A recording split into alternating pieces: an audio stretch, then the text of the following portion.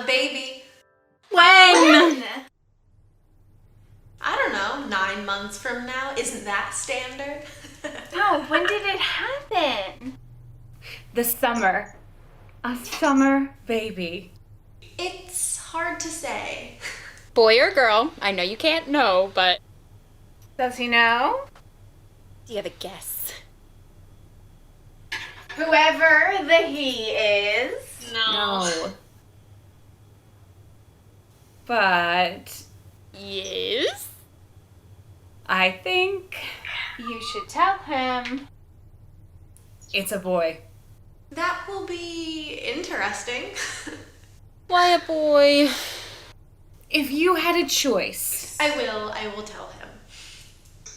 if you could wish a future on your child, What's the holdup?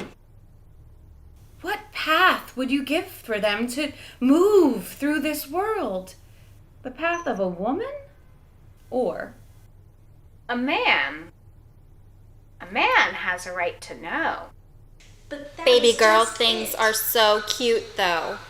He's not exactly a man. they're babies for such a brief time? Explain. Explain. There are 2 versions of the story. Which do you want? Both. Option 1. 1. How strong is your faith? A girl. A virgin. That's important. From birth is a disappointment. A consolation prize. A participation trophy to everyone but her mother. A virginal virgin. Devoted, I serve at the altar of Zeus, god of Olympus, where he fled after the battle of the Titans. Killed, supposedly, but a god can't really be killed. A god is immortal. A girl has no power. I mean, look at us. Our father, Cadmus, sower of dragon's teeth, king of Thebes, has 4 daughters. You, I know, me, Agave, and our sisters, Semele and Autonoe. We're strong, capable, yet we are insufficient. Our brother, Polydorus, though incapable, though a brat, will one day rule our kingdom, our home, our Thebes. Not us. Women must be kept under thumb. Zeus is touched by my devotion and by my virginal virginness. Because, in truth, we have more power than them, the men. We can hold secrets. So I was given a gift. Whose child am I carrying? Echion's? Your husband? Are you sure? A glass. What do you mean? Are you sure? No. No. And now that you doubt it, you can never undoubt it. So women must be controlled, subjugated, so men never have any discomfort, No. A chalice. any doubt. A chalice of his blood to drink. Her body is mine, so that child is mine. I drink it. A girl is born into subjugation, into control, into repression. Her body is dangerous. I have to, but I also want to.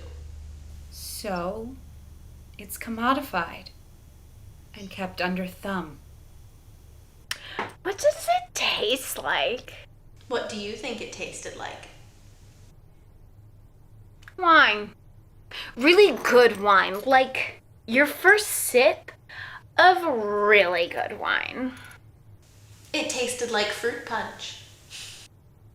Fruit punch? People get from the gods, from religion really, what they're looking for. I wanted it to taste like fruit punch, so it did. It would taste like wine for you.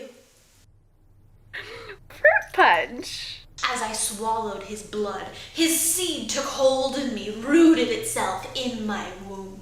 Well, that's not how that works. There are systems, separate systems in the body. I asked you, how strong is your faith?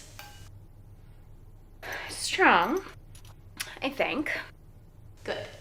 So, then, a child, his child, A boy, a boy, on the other hand. because such fathers only beget boys, is on his way. Option 2. Still a virgin, at the start at least, because that matters for girls. A boy is freedom. I have to be untainted, pure. No anxiety. There can be no question, That's right. no doubt. No fear. Devoted, I serve at the altar of Zeus, and the god in the form of an eagle flies daily overhead and is moved by my devotion, so he says. But really, it's my tits. He visits me. As an eagle? As a man, how would that work? With an eagle? No, he visits as a man and things go in the traditional route. Traditionally, any child of Polydorus would be heir. But what if he doesn't have a boy? Or, more likely, has no child? Why wouldn't he have a child? Getting a child requires getting a woman first. Consider our brother for a moment. Oh, right.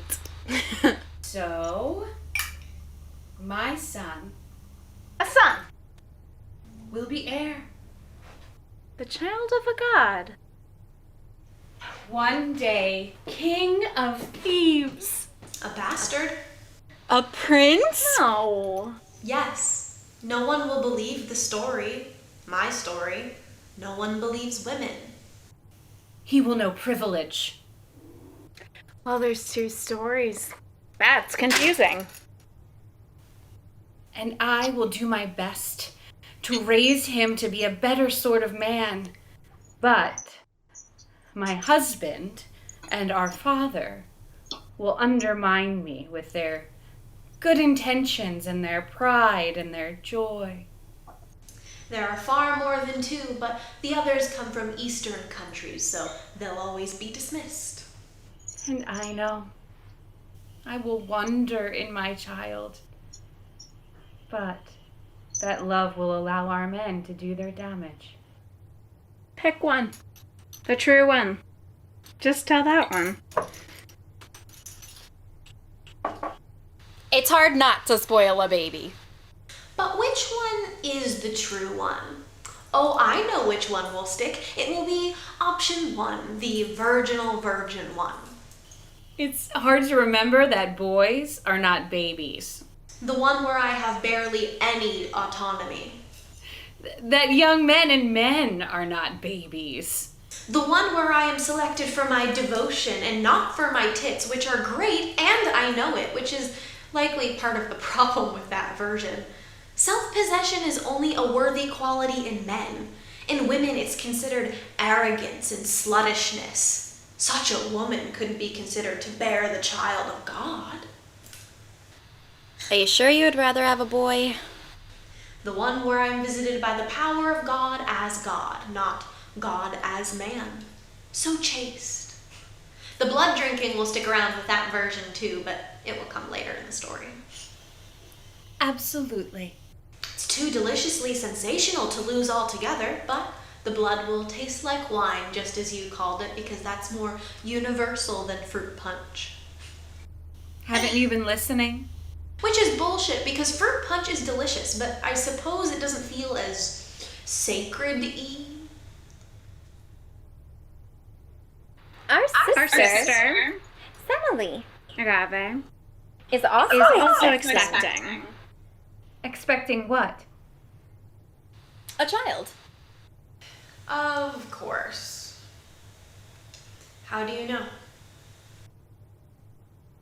She told me She told me. What did you say? that I hoped it was a girl, but now... It will be a boy too. How do you know?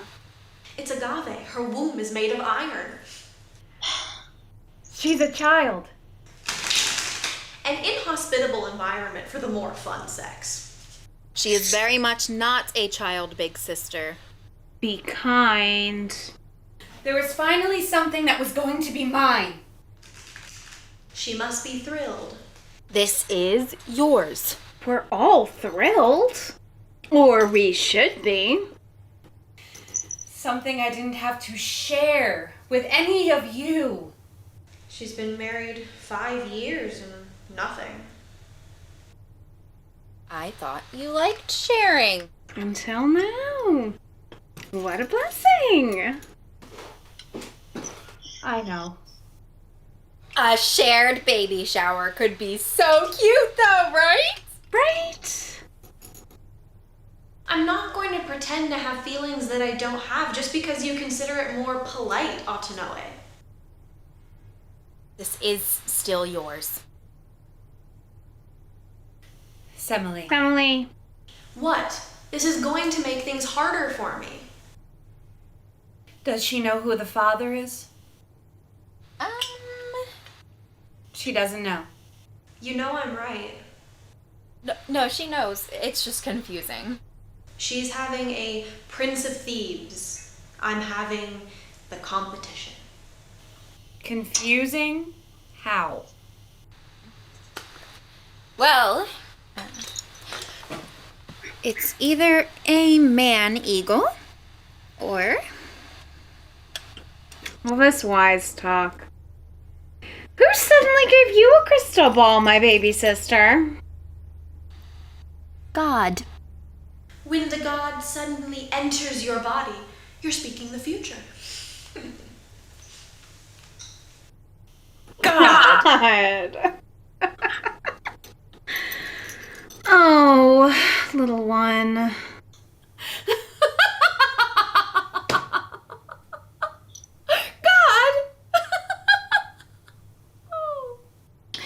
These games and these fantasies of yours. I know it's hard to be the last in the family line, That's what she said. to still feel special. We indulged her too much. It doesn't have to be a god, you know? God. A handsome herdsman is more like it. Your family will still love you. And this child. Papa, too. You have nothing to be afraid of. Say it wasn't a god in any form. Say it was just a Theban young man, handsome or no. I don't know that he has to be handsome. Semele has some weird tastes. That you took a shine to. That you let go a little too far. That's human enough. Oh, I have to speak with her. She has to let Let this this story go. But What if it's true? So what if it is? It isn't. How could it be? This story, This story will only make things hard. Agave! People like stories. True or no? The important thing now. This baby. Let Semele be Semele. Focus on this baby. Think of him. I think of nothing, but him. him. But who I am. Will inform who he is. Who his family is will inform who he is. And an aunt spreading a story like this will be... I won't be a source of shame, dismissed as a kook. I will tell my story, believable or no, because it is true. Because my story is his story will be his to write. I won't have him haunted by family gossip. Because I love him so much. Though I have never met him, And for his future. I see great things. My My son son will give people hope. He will free them. Give them order. Teach them not to fear the dark. To step into the light always. He will release them back into nature. Build the walls of their homes and government buildings. Remind them that they have bodies. Feed their minds. Open their souls. Connect them to the earth. To master it. Teach them to see themselves as a part of it. Tame it so it will provide for them in return. To nourish it so that they might receive nourishment from it in return. And people People will submit to his ways. ways. He will teach them self-control, Abandonment. morality, Carnality. so that they will know their true selves and not be understand afraid, and understand that pleasure is only found through pain. He will teach them that they are individuals, unique, Parts of a whole. and that the polis only shines through that assertion. That society is sunk by selfishness, and that Civilizations are built on such values. values. He will transform his people. And I And I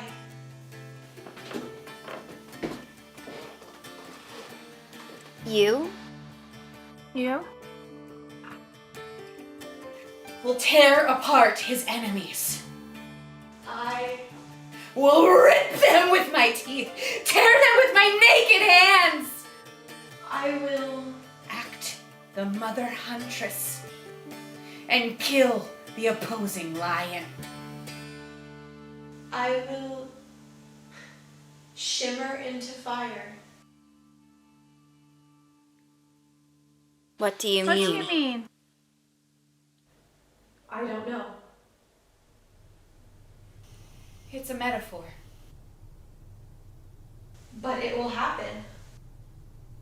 Our sons will be at war, and in the end, it will be hard to tell who the villain is.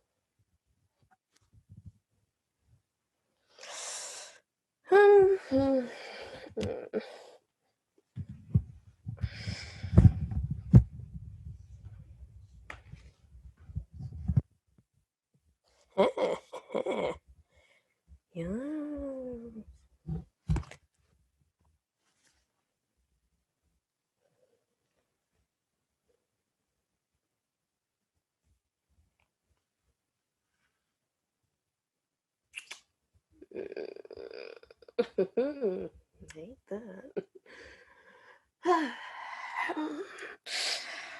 It's fine. Mm, mm.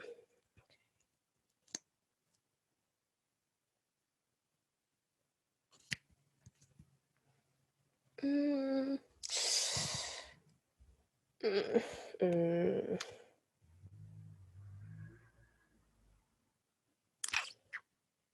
Oh, yes, yes, yes. Mm, mm.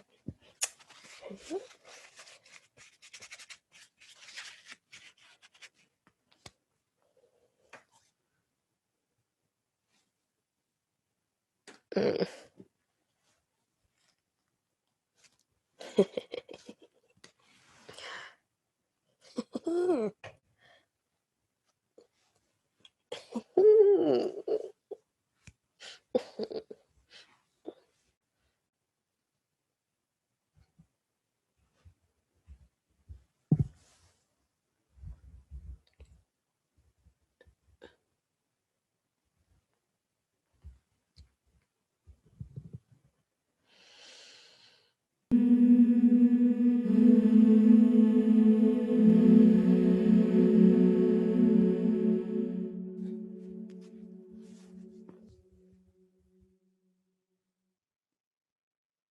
Oh shoot.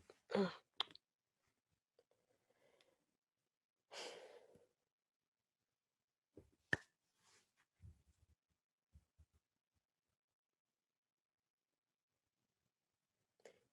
Do, do, do, do, do, do, do, do.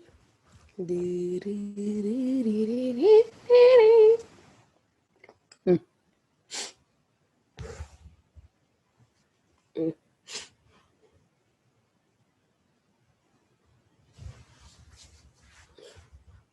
Hi. You. You're. Hey! Hey! I'm so sorry about the wait. We were just finishing something up. Don't worry. Producers can be so fucking needy. I mean, between you and me, they are giant babies. You been waiting long? Just a few minutes. Good, great. Oh, I hate being late to things. Oh man, me too. One of the producers is a good friend of mine, and even he is getting on my last nerve. Anyway, hi. Hi. D. Watkins. Okay, let me just look at your resume here, get a little refresher. Oh, I forgot to ask this in your initial audition. Is D short for anything? Denise. Huh. Named after my grandmother. Nice. Yeah, I can understand why you decided to go by D, though. It's cleaner. So, my assistant gave you the rundown A rundown? of what we'll be doing. Oh, yeah, we're good. Awesome. So, you don't have to read again. This time is just for me to get to know more about you. See how we vibe, you know? We're in a really collaborative room, and it's important to me that everyone clicks and that everyone feels like they have the space to contribute. I like that. Now, a lot of directors think they have good give and take with their artists, but so I try to do everything I can to be true to my word. Really leading a revolution, huh? Oh, thanks for calling me back, by the way. No. No need to thank me. You gave a great first read. Pretty hard to pass up. Still, it was... Hey, you belong here, okay? I'm serious. I was really excited when I found you. And I hope this works out. Me too. The search has been pretty intense, but I want to get this right, you know? Like really right. And, you know, usually I don't do this sort of thing. Auditions? No, I do that, but I don't usually do them like this. But I made an exception for you. Over Zoom, you mean? Yes. Well, yeah, Zoom auditions are, I guess we're all new to that. But it's just that at this level, people usually need an agent to submit them. Ah, I get it. It's so formal and bullshit, of course, but it's just the way things are done, you know? Oh, I know. I've been stuck in EMC land for a long time. God, that union threshold can be so hard to break through. I mean, if it makes you feel any better, it's not such a pretty picture once you're in the union either. I'll remember that the next time I'm in line all day for an equity audition. Sorry. No need to apologize. You're honest. I like that. Some might say mouthy. Then those some aren't the right collaborators for you.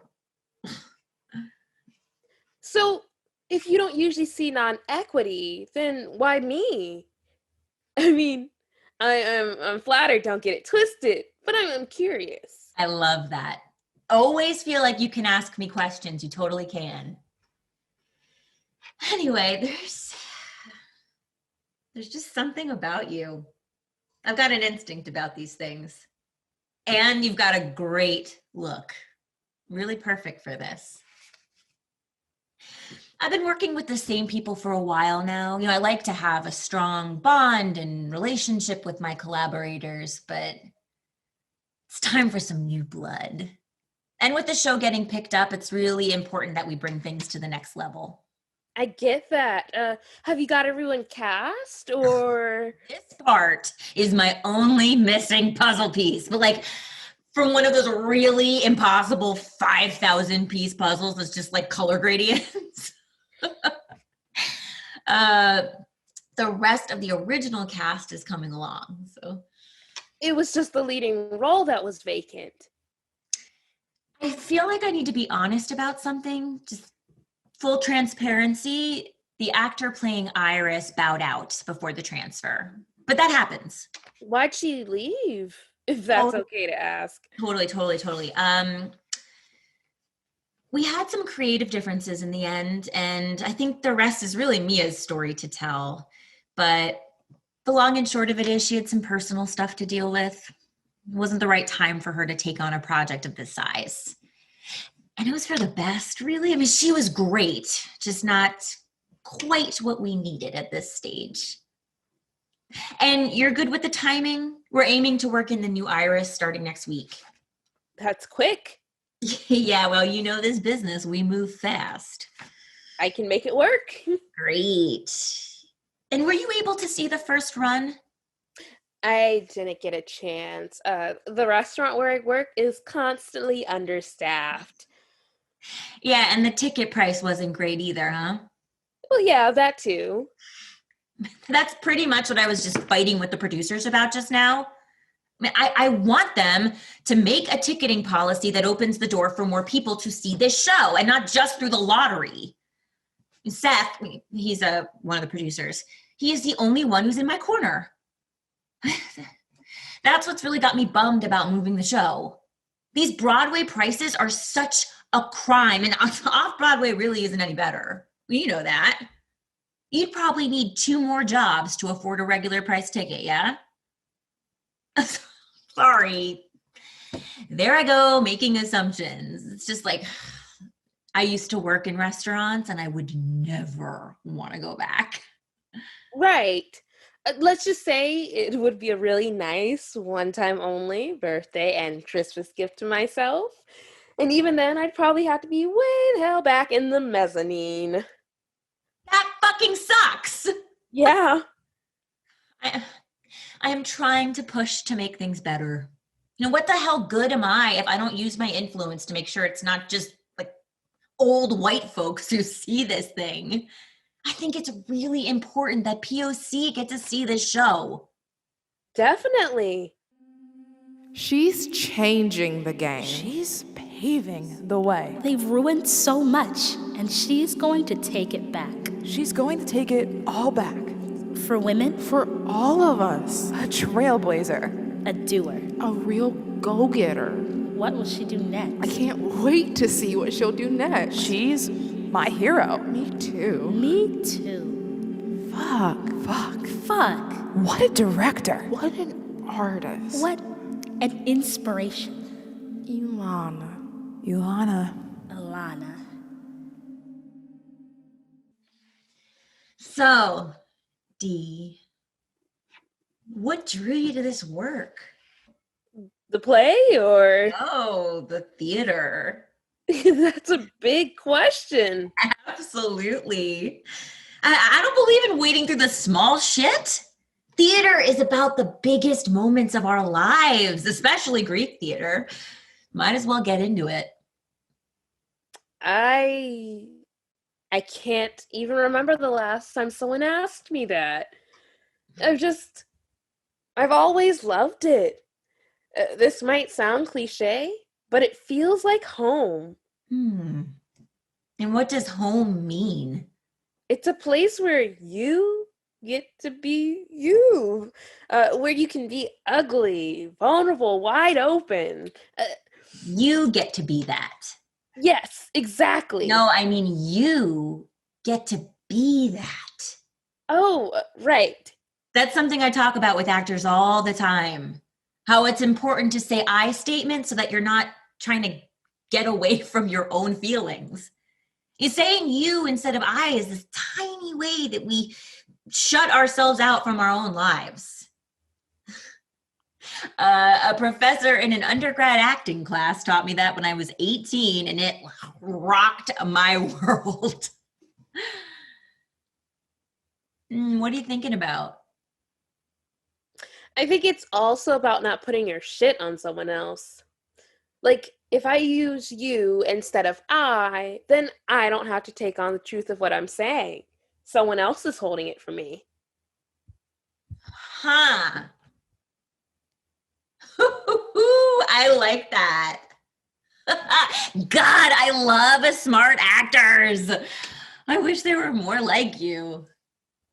So, the theater feels like home.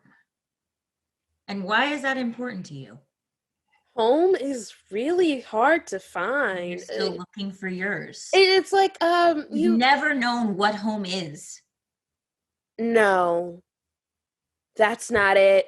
I had a great childhood and all that. It's more like I've been living in the city for nearly 10 years now, and I still feel like I'm trying to get my footing, and it's something that we need to... I need... Right. It's something I need to belong to something, to somewhere. You want to be part of something. Sure, but it's not quite that.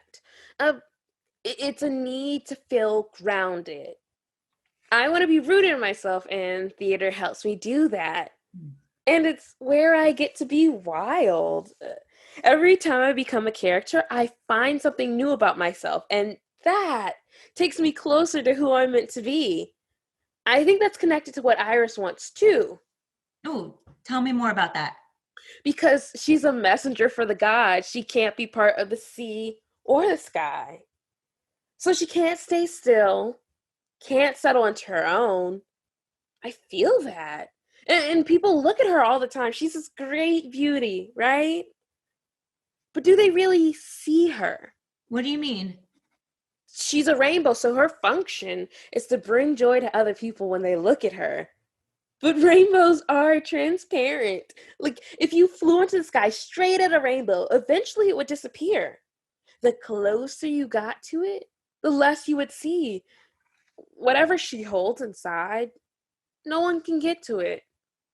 So she's giving constantly, making other people happy. But she never gets a chance to feel any of that herself or to be recognized. It's important for you to be seen. Sure. Isn't that important for everyone?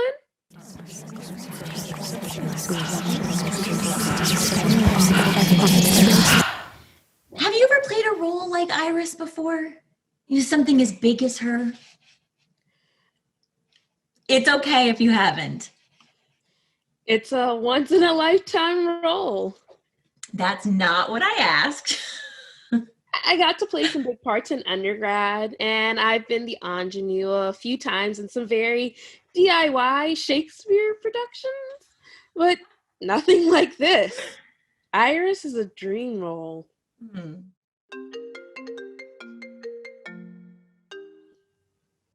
And you said you've been here for 10 years? Sometimes I'll leave to do tours or do summer stops somewhere, but yeah, this has been my base. A whole decade. Strange to think about it like that. And you still haven't broken through. I'm just surprised is all. You're really great. Even if I am, I'm among a sea of greats. It's not easy to stand out. Yeah, well, there's plenty making it harder than it needs to be. I gotta say, I'm really impressed with you. I mean, you speak so well. You really got to know Iris. She deserves that. You see? This is why I want new people on the team, a fresh perspective, someone who's an outsider. An outsider? No, that's a good thing. Sometimes being an insider fucks with you. It makes you unable to see things clearly. New people can shake things up, and I want people like you to have a platform, to have a shot at people like me?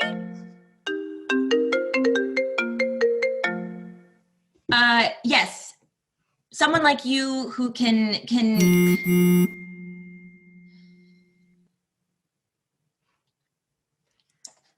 Sorry about that. It's silenced. Shouldn't bother us again. Are you sure you don't need to get No, it's fine. It's just my agent. What was I saying? People like me. Right. People like you who can bring something new to the table, I mean. Sometimes when you're developing a new play, have you ever been a part of the development process before? I've done readings, but people can get so close to these characters that it stunts them. The characters stop growing or evolving, and that hurts the play. You follow me? That makes sense. Can I tell you something, Dee? Sure.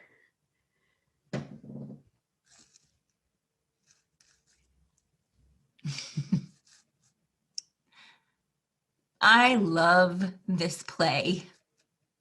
I love this play so fucking much. How do you feel about it? I think it's a really special piece. Exactly. It's an important play, a necessary one.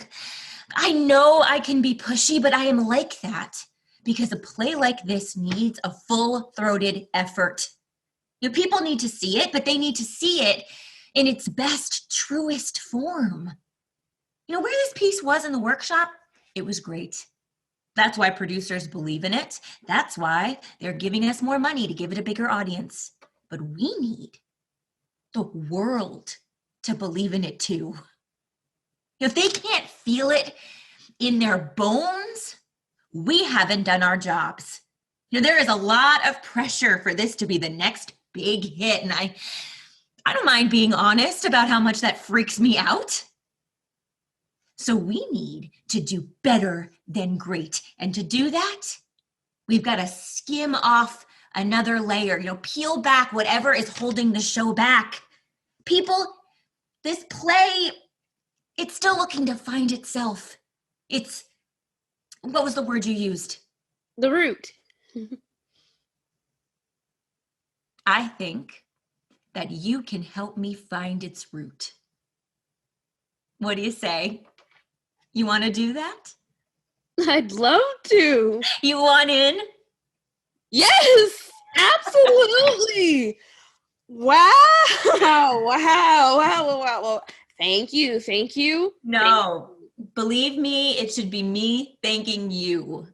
It's time you were given something meaty like this. You're up for the challenge, I can tell. And, I don't have to tell you what a role like this can do for your career. Hang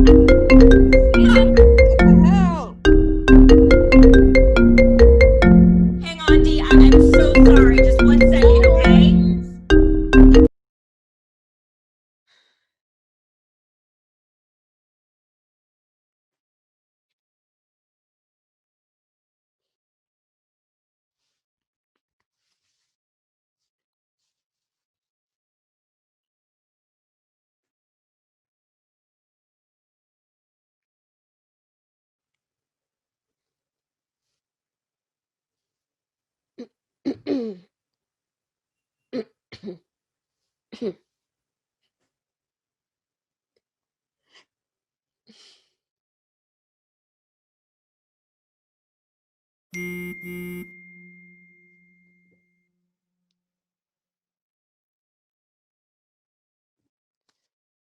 Did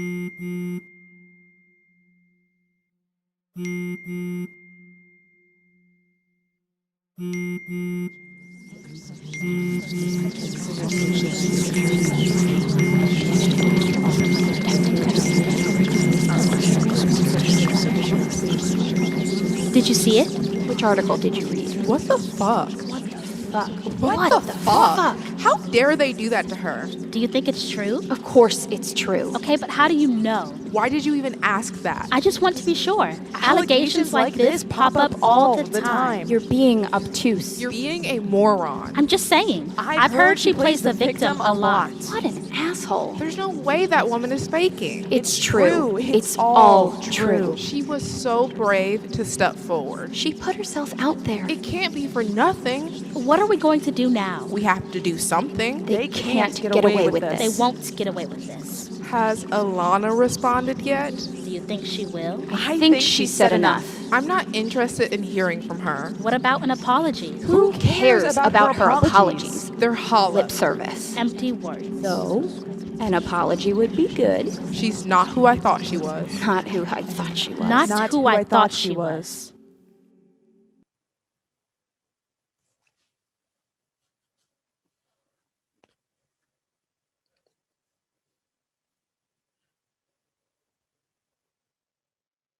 Sorry about that, Dee. Just some business. You're out of breath. What? You seem out of breath. Oh, a little frazzled is all. What's got you frazzled? Oh, nothing. Just work stuff. Seemed like it was an intense phone call. Before you turned off your camera? Seemed like there was some shit going down. Something extra frazzling.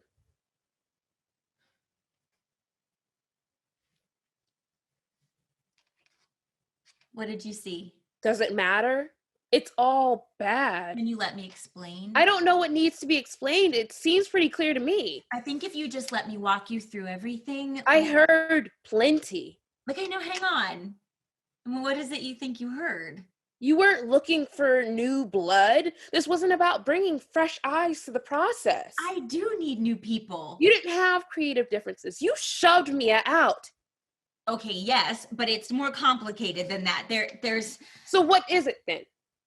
It's about being a team.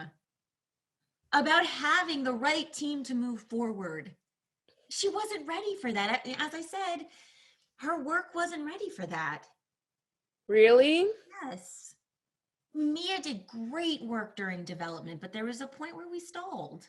You told me this already. Yes, but there's more to it. You could feel it in the room. It lacked buzz. It wasn't driving forward anymore. She took the role as far as she could, and I think she knew that. I tried to push her, but it wasn't working. You hurt her. No, her work was affecting the rest of the cast. It wasn't fair to them. That's the real issue. I mean, there's no shame in reaching a stopping point, but when your behavior starts to hurt the people around you, I couldn't take her to Broadway. Wow. I think she's just frustrated. Even now, you won't admit it. Okay, What about what happened with the producer? Again, it's more complicated than anyone realizes. Is that why you wanted me? Because I'm not equity? You thought it would be easier to get me on board because I would be Dee, desperate enough. let's just calm down and talk about this rationally. What did you just say to me? Sorry.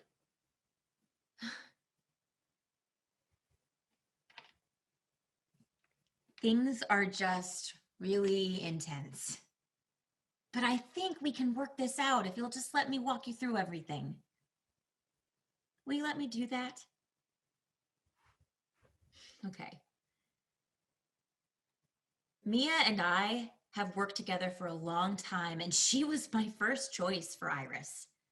God, I think she's a fine actor, and she could have been big. But there is a lot going on with her that most people don't know about. She didn't mention that in the video or to the papers, did she? No. And I don't think she should, that's her business. I don't think she should have to put that out there if she doesn't want to. But the stuff with Seth, I mean, it just makes no sense. Why is that? Seth would never do that. He is not the kind of man who would go after an actor like that. You mean assault them? You just have to trust me on this. He is a good guy. He's the one who was on my side about making the show accessible, remember? And Mia has been under a lot of stress lately. I think, the pressure of the show transferring just got to her, and she came after us. She lawyered up. She was going to ruin all of the hard work that we put into this. What about the work she put in? It was her work, too. Right. You're right. But don't you see? She didn't leave me a choice. You ruined her. Not exactly. Because you and the producers have been blacklisting her all over town. That's not true. What? You've got something else you want to spin? Why are you believing some rich guy over her? Okay, that's enough.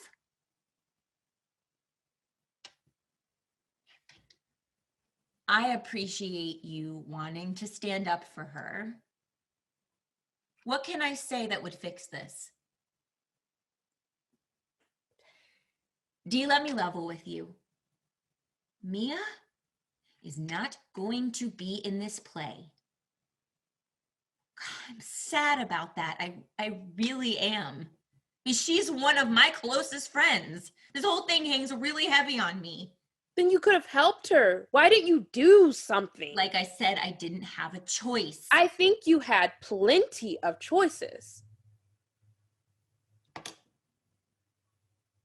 The things that have been done, I can't undo. I don't have the kind of power you think I do, and I can't just magically fix this. I'm just a director. I have my bosses too. Now, I am trying to move forward. This play is going to happen. That much is true. So we might as well try to get something out of this situation, right? You are right for Iris. I feel that. No, come on. You could find another person in a second. No. Clearly. No, I can't. I need the right person. It matters who plays Iris. You don't know what you're asking me to do. I am asking you to be in a play on Broadway. I'd be a scab, basically. A betrayer of assault survivors. No one would think that. They would just think you're an actor who took a job. Who could blame someone for that? I'd be betraying another Black woman. You will never understand what that means. That might not be a big deal to you, but it is to me. That matters. I hear that. But you would be in a play that would change the trajectory of your entire life. Doesn't that count for something? No. I don't believe Oh my that. God, just stop. Why me? Why do you need me so fucking badly?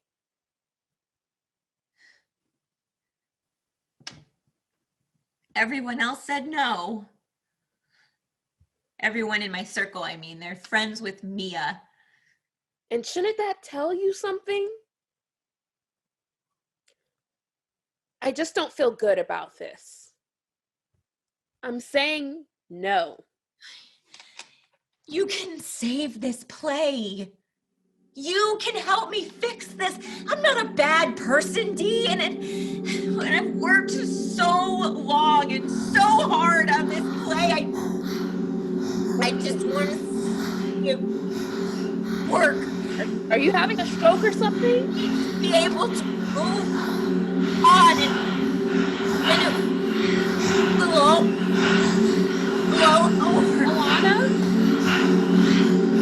Are you okay?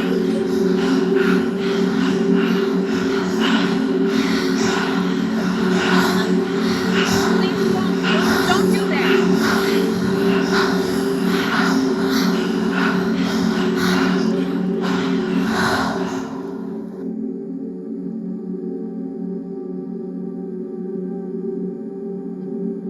Ilana, what are you going to do next?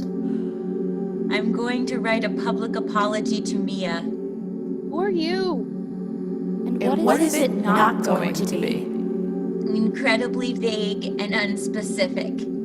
That's right. What else?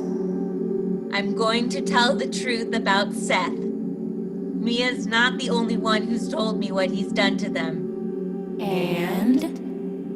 I'm going to resign from the production. Good. It's a start. What the fuck is going on? What just happened to Alana?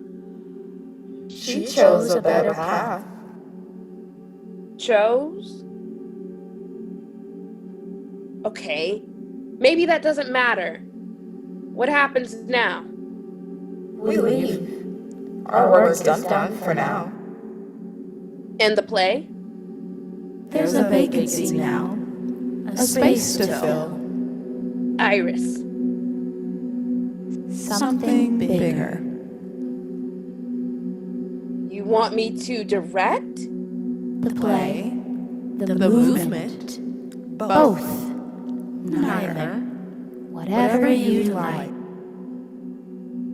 I'm an actor, not a director. You're an artist. Sure, but I've never directed. Every leader has been a follower before. Everyone has their first. I don't know. What if no one had told you there was a ladder to climb, with rungs that were placed just so? Then there'd be no two-storied houses or kitchens with tall cabinets. This is a lot, what you want me to do. We know. But it's yours, if you want it. The space to create something new. They're calling for you. Will you answer?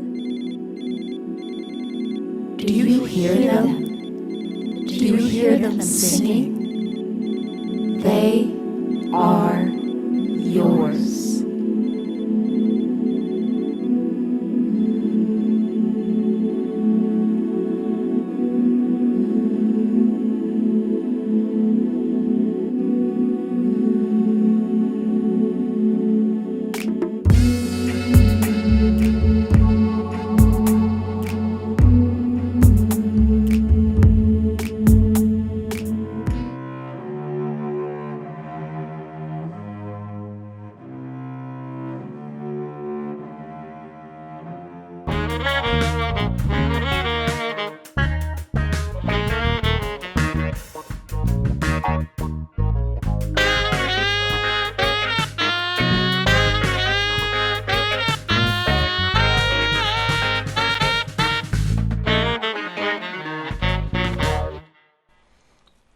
I invited them for dinner.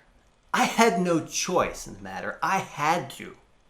Really, it was the only way. Otherwise, we would have to have dinner there. I would rather not, thank you. God only knows what they'd serve. They seem to be taking their time unpacking. It seems to me if I moved, I'd see to it that the boxes were unpacked right away. These people had been in the house for 3 days, and there were still boxes around. Aggie wanted to know if it was at least clean. Even with boxes, they should keep it clean, she said. I was only in the foyer, so I couldn't tell. When I told Aggie they were coming to our home for dinner, she was not happy. But once I explained the alternative, she agreed it was best that they come here. She always ends up agreeing with me in the end. A good woman that way. She was all in knots, trying to figure out what they eat. I told her not to go out of her way. The first time he came to our door, I thought he was selling something. And maybe he is. He wanted to speak to the man of the house. Is the man of the house home, he asked. My husband wasn't home, and when I asked if there was something I could do for him, he seemed taken aback. Said he was my neighbor and thought it might be nice to get to know my husband. Wouldn't you like to get to know his wife as well, I thought, but it's clear that he has some sort of issue with women, though I didn't know that until he returned. I tell him DIONTE is out running some errands. There are things we needed for the new house. It's bigger than our last. We're moving on up. I tell him DIONTE may be back in half an hour. And wouldn't you know, half an hour on the dot, there's that neighbor of ours eager to once again meet my husband. And when I tell him that DIONTE's not back yet, he gave me such a look. The kind of look a child gives you when they don't get something they wanted. So now I feel like I have to calm this fool down so he doesn't throw some sort of temper tantrum. So I invite him inside. When I invited him inside, you would have thought I propositioned him for sex. I wanted to tell him, your pasty white ass is not my type. But I don't. And he does come in. But do you think I could get him to move from beyond the foyer? Crazy white man just stood there looking stupid. When I walked in, he was just standing there, looking stupid. KHAI had texted, "Hurry home. There is a white man in our home and he looks lost." I recognized him as the man who wouldn't leave his front yard when we arrived on our first day. He seemed to be looking for reasons to be in his front yard that day. I wondered if he was taking notes for the welcoming committee. I wasn't too far off the mark. He introduced himself as Penn Cadman. I'd like to take you golfing. What an ass, I think. I tell him I don't golf, and I get KHAI, who just simply rolls her eyes. Then she suggests that he and his family come to our home for dinner. Maybe in a week or so. We're still settling in, as you can see, but we'd love to have you and your family.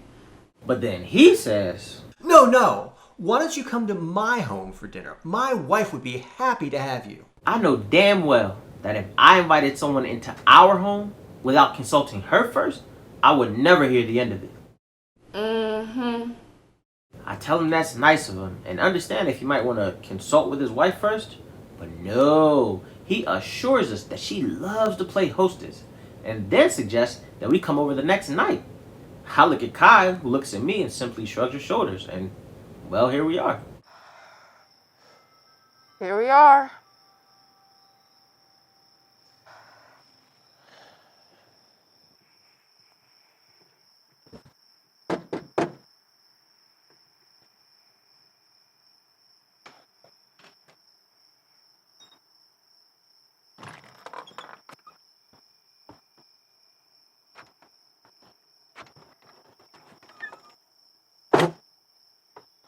Welcome. How are you? Good to see you again. He answers the door and we are led quickly into the backyard. No tour, no nothing.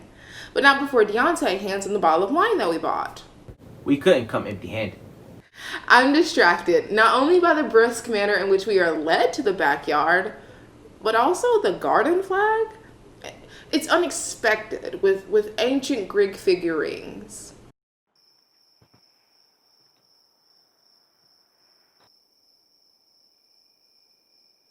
Your flag. But he's distracted by the wine. He seems almost mesmerized by it. I explained to him. Dee and I picked up several bottles when we were in Southern California last summer. That particular one is the Paso Robles blend. DIONTE says. It's delicious, light, and smooth. I'd be happy to open it. I bought a fabulous bottle opener. As Dee fishes around for his bottle opener, I explained to him that DIONTE is a bit of a wine connoisseur. Dee's taking classes in tasting and pairing. I questioned whether or not he's heard anything DIONTE or I have said. DIONTE, however, is unfazed by this man's odd behavior and continues to share his dreams of being a sommelier. This seems to hit a note with our neighbor, who looks at my husband as if he were some sort of foreigner and says, My wife and I don't drink. Ah,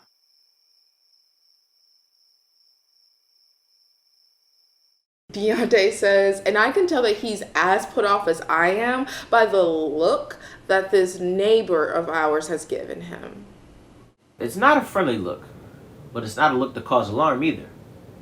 I like to think of it as a look of someone who thinks they're in control, but they're not. I offer to take the bottle of wine back, but he insists that it remain on the table. Speaking of the table, damn, the table! Damn, the table. Woo! A lot. Shit, it is a lot. Especially for folks who claim not to enjoy a fine bottle of wine. It is a table fit for the gods. Even more so now with our bottle of wine on there. There is a pine cone topiary at the center, surrounded by fruit. Now, mind you, I don't mean to read into things, but this begs a reading, especially from a scholar like myself. The fruit screams orgy. I look at KHAI, who looks at me and mouths, Swingers? I wouldn't put it past these two. They're wound so tight. But sadly, my Reblasian radar suggests they're deprived. I question whether they have sex with each other until I hear Penn say, Unfortunately, our daughter couldn't be here tonight. She had a school engagement. Oh, you have a daughter. She in high school, college? She's at the university. She's a business major, our little girl. Studying to follow in her daddy's footsteps. Takes after me. She's a golfer. On the women's golf team. Oh, we work at the university. Oh, how nice, they say. And then proceed to tell me how they're both employed at the university. This I didn't expect. And it makes me angry because I like to know these things. There was a time when we vetted who moved into this neighborhood, and I would have known everything about these people. But as it is, I know nothing. And am feeling unsettled with the wine, which I didn't see coming, and reminds me of my youth and their being employed at the university?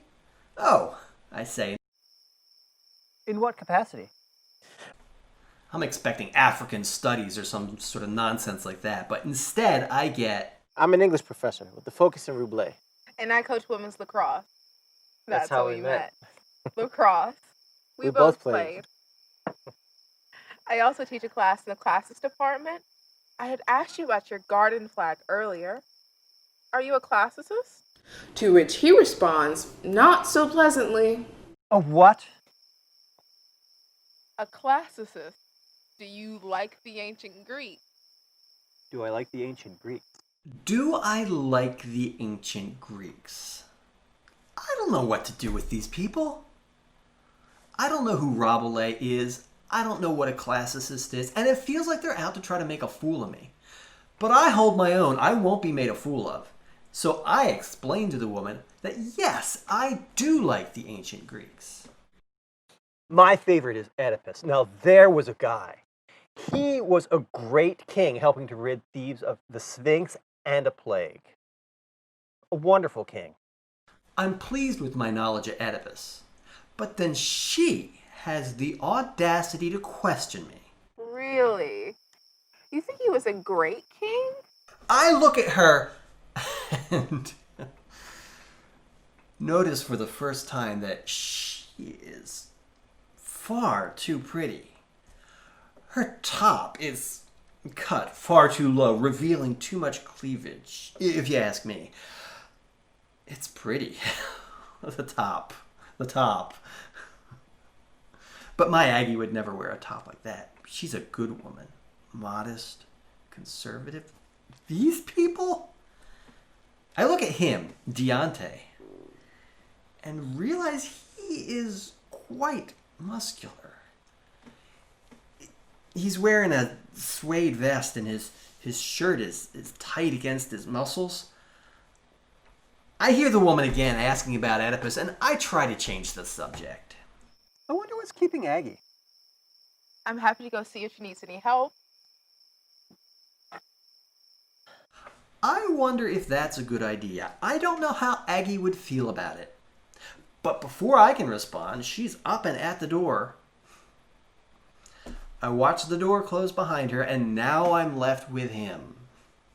He's smiling and seems so jovial. It's unsettling.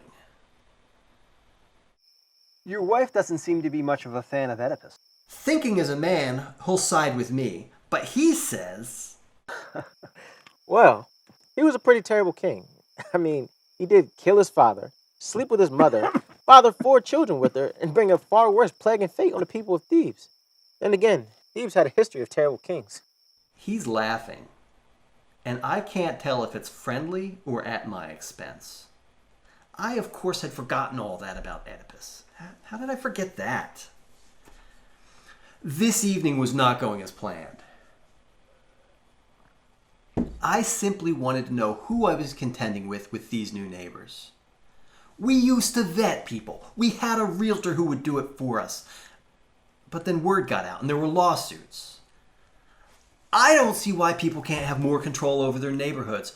I don't see what's wrong with it. It saves me the trouble of learning that my new neighbors are blacks that play lacrosse and read Rabelais, whoever that is. Some black author, no doubt, lamenting the plight of the black people. It's got me hot under the collar just thinking about it.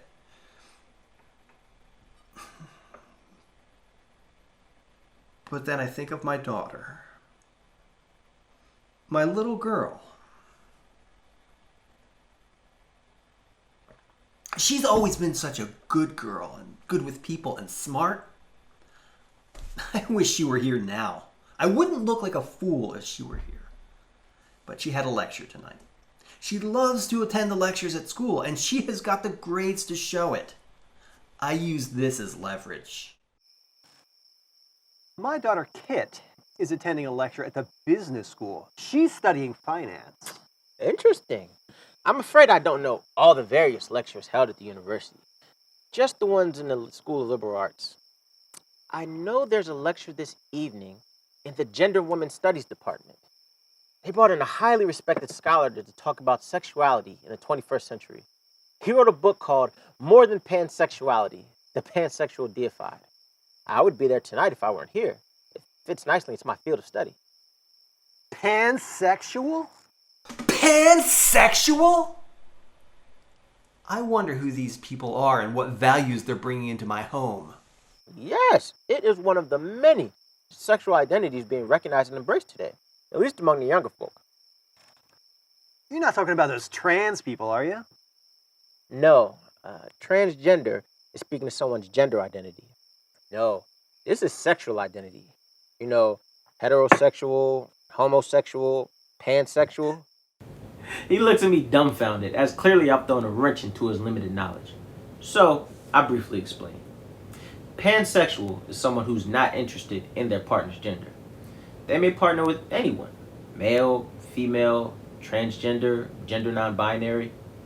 And he says, clearly bothered, just as Kai returns from the kitchen. That's just a bunch of mumbo-jumbo. Uh-oh, what are you two talking about? DIONTE, you're not getting Penn all riled up with your talk of Rabelais. Not at all, dear. I haven't mentioned Rabelais at all. Well, that's good. No, I was simply defining pansexuality for our dear neighbor. Now I should pause here and state without any equivocation that there is nothing dear about this neighbor to my wife and I. My wife and I didn't crawl from under some rock. We know what we're dealing with. We know we're only here to be interrogated, and it's disheartening, sure. But why not let them know who we are? And have some fun while we're at it. Isn't that right, my love? Most definitely. But don't rush it. I know the climax is nearing, but you know I hate it when you end too soon. Indeed I do. Well now, where were we? I was simply defining pansexuality for our dear neighbor. You see, he mentioned that his daughter, Kit, was it? Yes. Had a lecture this evening at the business school. Well, I simply mentioned a lecture at my school about pansexuality. And so I simply defined pansexuality. Well, that seems harmless enough. Only clearly it's not harmless because Penn is looking unsettled. He keeps looking at the kitchen door, awaiting his Aggie, who, might I say, is as repressed as he is. I don't think that woman will ever be satisfied. I looked at DIONTE and say, Don't you have a kid in your class? I do. Interestingly. I'm sure it's not your daughter, though. No, indeed a different kit. Because this kit is immersed in the gender and woman studies mumbo jumbo. And I'm quite certain it's polyamorous. Ooh, fun. Well, she's certainly having fun. Our neighbor looks angry now. I mean, for real. He proceeds to tell us how his daughter wouldn't do that. Of course not, I say. I didn't mean to imply that she would. Although there's certainly nothing wrong with it if she did. And he begins to lose his shit. For real. But quite frankly, I think he might have lost it a long time ago. Probably when he gave up drinking fine wine. He says, I invited you people into my home on good faith. Which is a load of crap. And here you are bringing your vile ideas into my home, implying that my daughter is depraved. Where's my wife? She's in the kitchen. When I left her, she was basting. It looks like she still has a lot of basting to do still.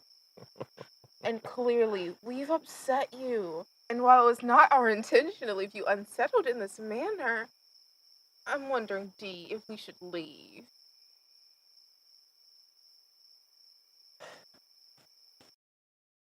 I stand in agreement. We should go. I graciously thank our host and offer to take the bottle of wine back. I tell him I meant no harm in bringing it into his home, but he's so angry he won't let me have it back. He says, I'll keep it, thank you, as a reminder of your debauchery. And KHAI and I smile. We're happy to let him have a bottle of wine, as he may need it more than us. And now at this point in the evening, I'm getting far too much pleasure and getting far too much enjoyment that I can't help myself. I do hate to leave our neighbor up a tree after all. As we go to exit, I stop and notice a family photo in the window. And KHAI, who's feeling just as mischievous as I am, sees the photo and says, Your family is beautiful. And your daughter is lovely. She nods at me. I smile and place my hand on our dear neighbor's shoulder and feel the man tense and then give ever so slightly. So in need and say, let the Bakkhai begin, and exit.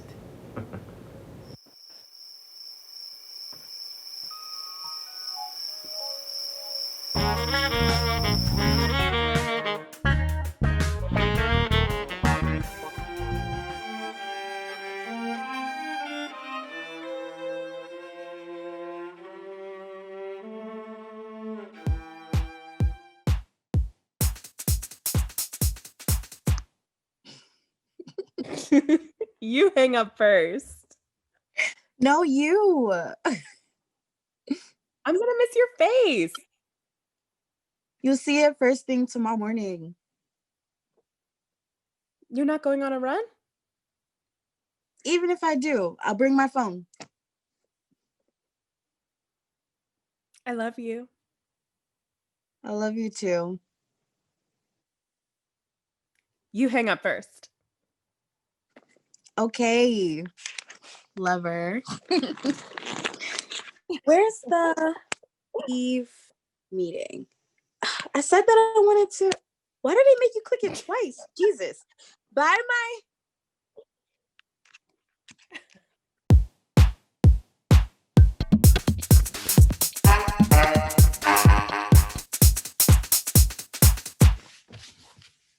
With no PPE? No way. Nope. Hazard pay?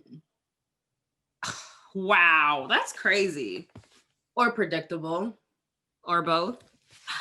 Definitely both. So, what else? Any meal highlights? Homemade s'more brownies. You are amazing. Oh yeah? Go outside. Why? Just go outside. You look like you could use some fresh air. Okay.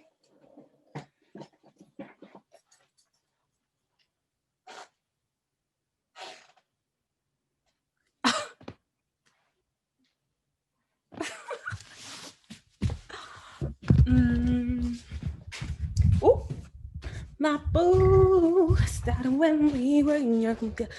Well, my boo.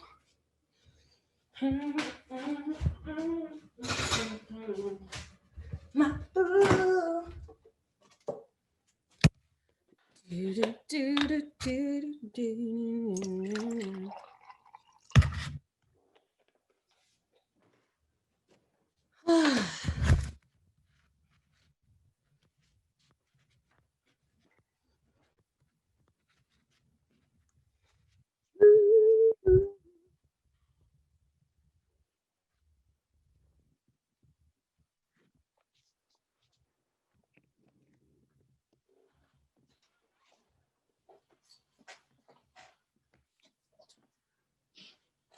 That is a lung clearing tincture that totally took care of my last flare up. Just in case. Thank you. And those. Cheers. Oh, honey. Have you tried one? I don't. Oh my gosh, they look so good. Try one. Let's do a toast. You want to go get a glass of milk? I can't. I don't really do marshmallows. Oh, really? Yeah, it's this weird thing from childhood, but I can totally try. Oh, no. I'll make you something different tomorrow. Well, this one's mostly brownie.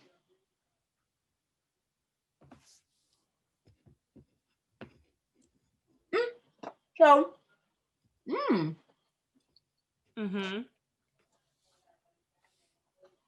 why didn't you tell me you were? Huh?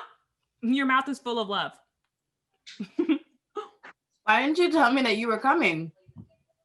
Because I wanted to see this face. Which face? Your surprise face. It's totally making my day. Oh, good. Seeing your face in person would have made my day, but this is like such a close second. Yum. Oh. Yeah, I just wasn't sure. You know, we haven't really talked about. No, totally.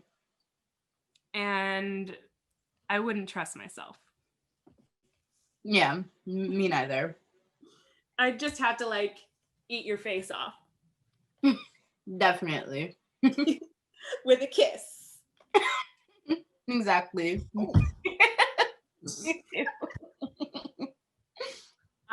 Speaking of which.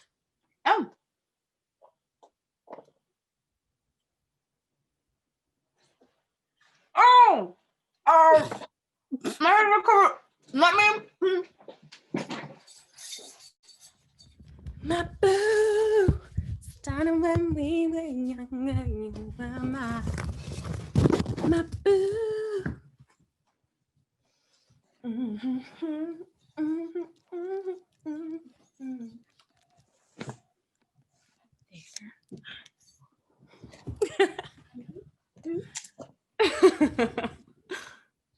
You sexy little ram. Why do you always call me that? Because Aries sounds more like a power bottom. And that's my job.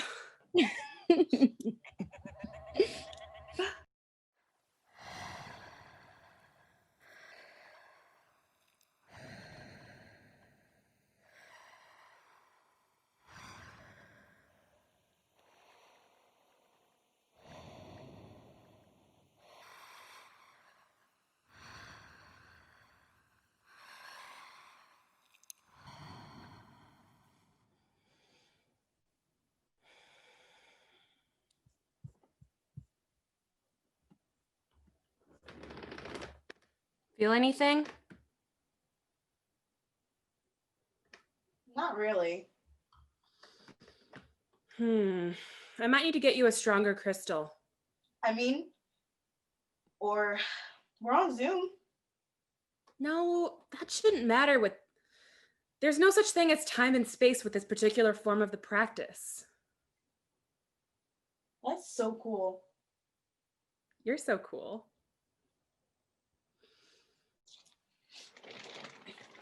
I love you. I love you too. Maybe you just need to dance it out? Yeah, that makes sense. What time should we sign on? I mean, I feel like the same rules apply. Getting there too early would be the worst. Being early is like unbearable this way. Yeah, like when you're on Instagram Live and you're the only one. Brutal. Yeah.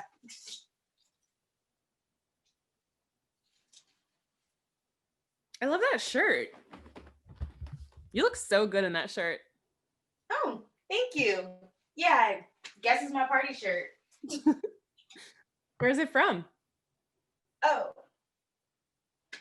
Rosie gave this to me. They have such good taste. But I knew that already. What do you mean? Well, they dated you, so they have excellent taste. If you say so. Is it weird What? that I'm still wearing it?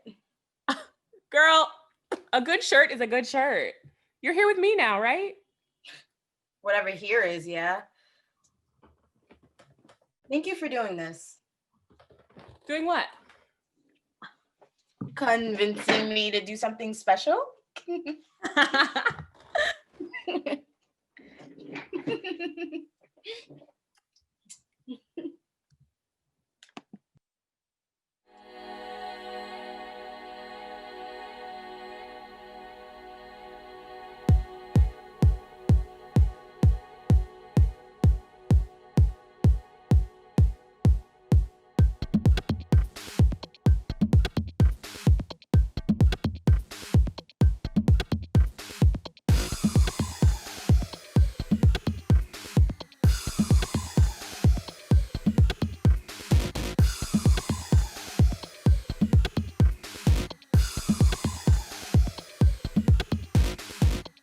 Doors close, earths shatter.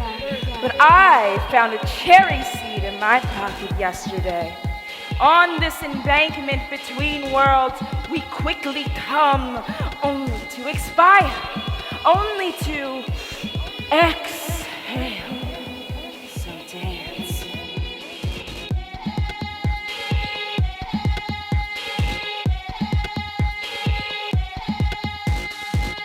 Fire burns, water drowns, breasts fall with the gravity of maternal woe while I cradle my masculine womb.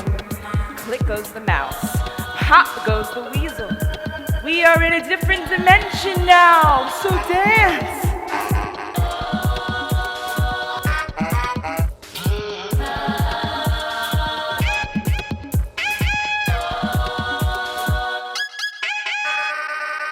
Kiss my orange aura and I'll shit on your ideals.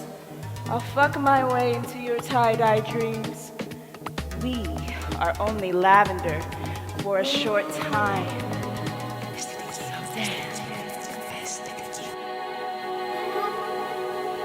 Let me hope a little bit.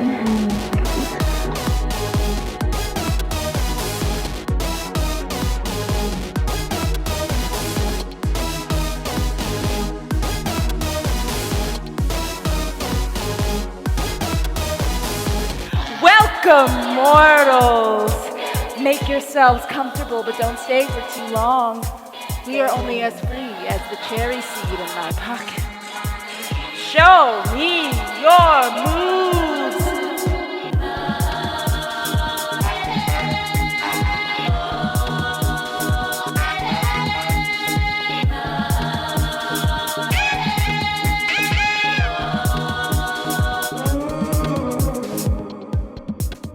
I see you, mortal. Sparkling effervescence in a dark night sky. You dance. Your hips, a vortex of healing and revolution. You dance. unafraid to be inhibited by your body's faulty carbon. You dance. So dance with me.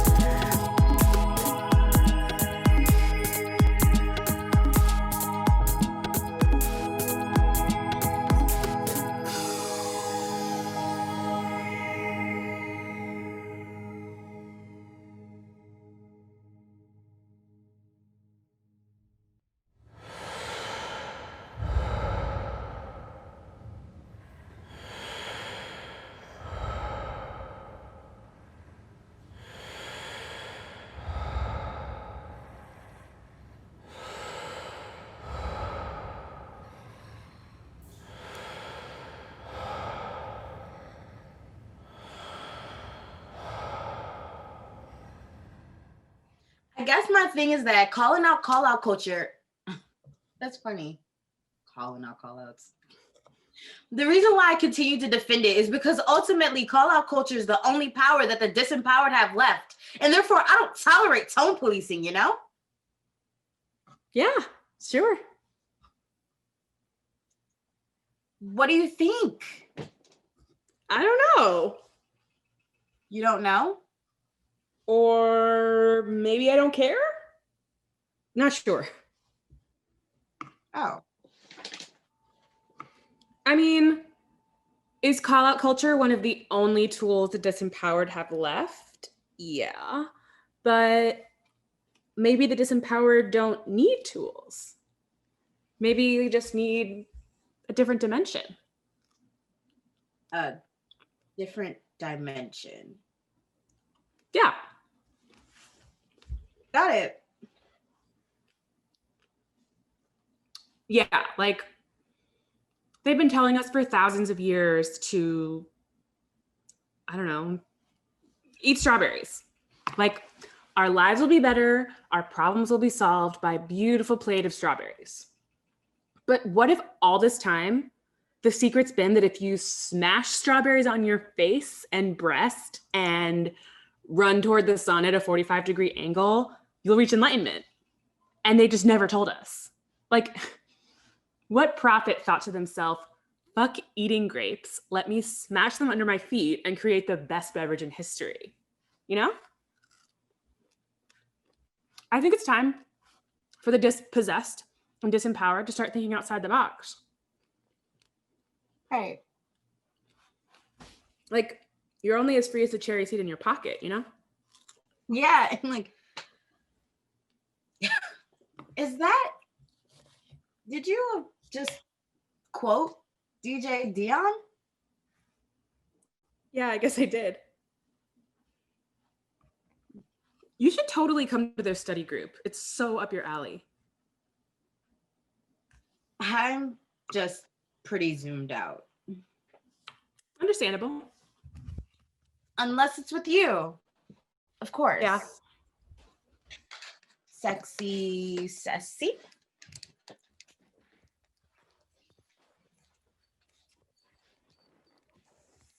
Speaking of which,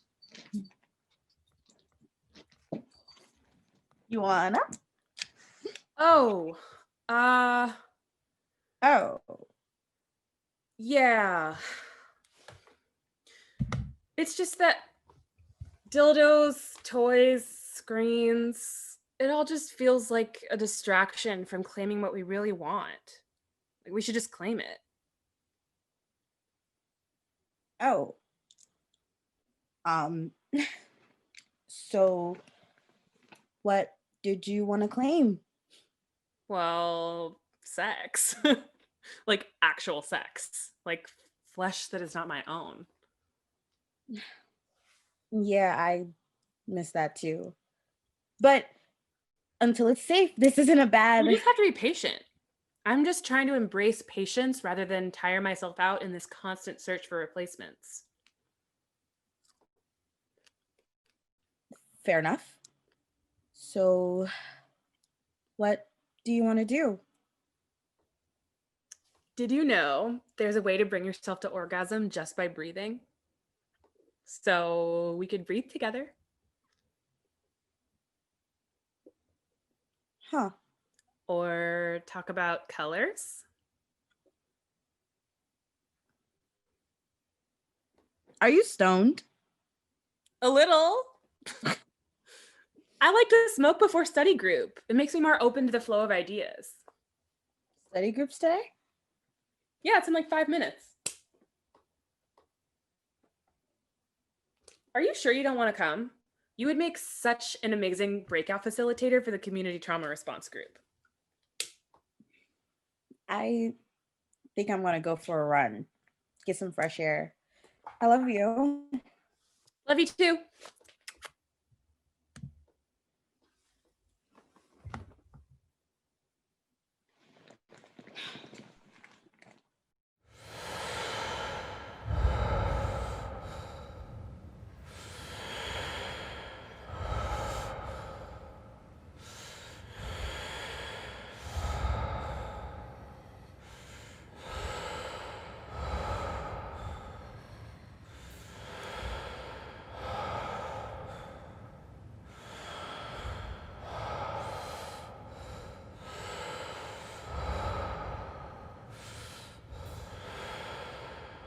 So, yeah, I was definitely one of those kids who was like, but how do we know that when I see orange and when you see orange, it's the same orange?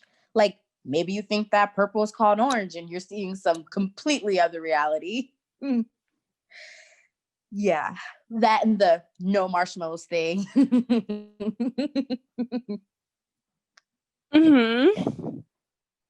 Anyway, any meal highlights?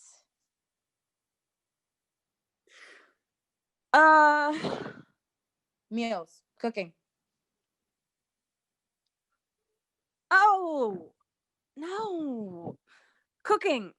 No cooking. Just lots of honey, grapes, vegetation mostly. Got it. Make sure you keep the cherry seeds from your pocket. Kind of like what Dion says. Dion? Are you gonna turn your video on? Sexy Ceci? Did I lose you? There you are. Hi. I wanted to see this face. Yeah, me too. So, speaking of Dion, I was thinking about what you said about study group. Yeah? And you're right. I could be a really strong facilitator, you know? Like, I definitely have relevant experience. And volunteering at the food bank has really given me a more holistic outlook on systems failure in this moment, right? Honey. And it would do my work at the library a lot of good to learn more about mutual aid. And I know that's Dion's thing, so we might actually have a lot in common. Oh, Dion. Ceci?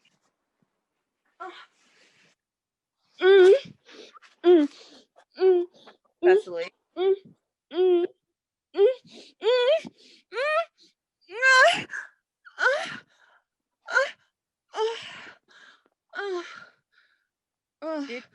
Did you just have an orgasm?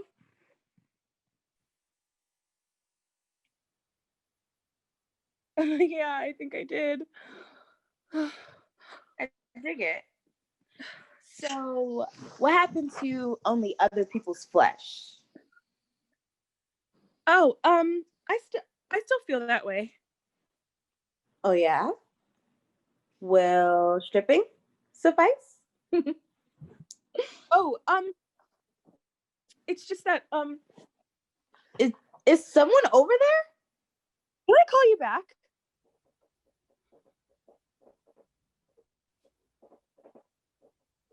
I mean, I didn't break any of our agreements. I kind of thought that current circumstances would change things. Well, we didn't talk about things changing. Yeah, because we were talking about food shortages and rent strikes, and It's a stressful time. that's kind of my point. We really want to meet you. What the hell does that have to do with anything? Sorry What are you sorry for? for saying that they want to meet you. But you're not sorry for doing it. Babe, you know how important healing is to me, to both of us. And I just think that spending time with Dion can be a part of that. Can we, like, not use their name? It's a stressful time. And like I said, the disempowered need to start thinking out of the box. And what? Spending time with them while you're FaceTiming your girlfriend is thinking outside of the box? Not when I was spending time with them, I was in a whole other dimension. Are you serious? This is so irresponsible and so unsafe. Oh, I was safe. I didn't mean protection. I mean, Cecily, you have a pre-existing... I know how to keep myself safe. And germs aren't even a factor in Dion's dimension. They told you that and you believe them? And what did I say about that name? Can we take a break? Maybe for some wine? Clear our heads? Since when has wine ever cleared anyone's head? We could meet up in a park? Clear our heads 6 feet apart?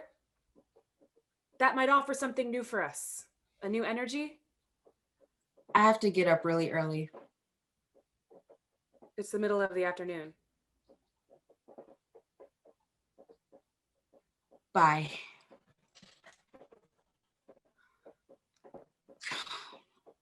Fucking god damn it.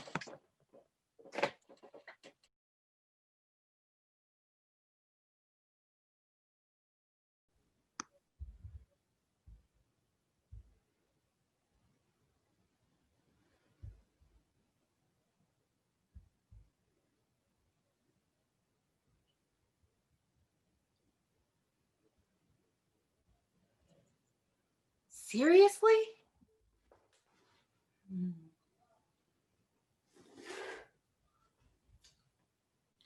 Nadia, hello. Hi. Is now still a good time? Oh yeah, now is perfect. Time is a fiction anyway. Okay. You have any questions for me? Aren't you interviewing me? I don't think that'll be necessary. I can already tell you'll be excellent for the job. Your aura is the color of justice. Okay. Fine. Yeah, I do have a question. I'm listening. Why are you... why is time a fiction? Oh, it's very simple. A linear space and time dimension was the invention of imperialists and charlatans trying to sap the last bit of the juice of human transcendence. It's a shame, really. Yeah. What do you do, Nadia? I'm a librarian. Sexy. Fuck that. I don't go in for that tired, sexy librarian trope. I have a degree in library science. I didn't say you were a sexy librarian. I said it's sexy that you are a librarian. Oh. Well, I mean, knowledge is power, and power is liberatory, and liberation is healing, so I'm a librarian. So it sounds like you can answer your own question. My question? Why is time a fiction? It sounds like Your aura's thirst for justice is quenched through healing. And healing, like any worthwhile human pursuit, does not occur in a straight line. Am I right? No. Right. Well, there you have it. Time is fiction. Right. Any other questions? Why are you messing around with my girlfriend?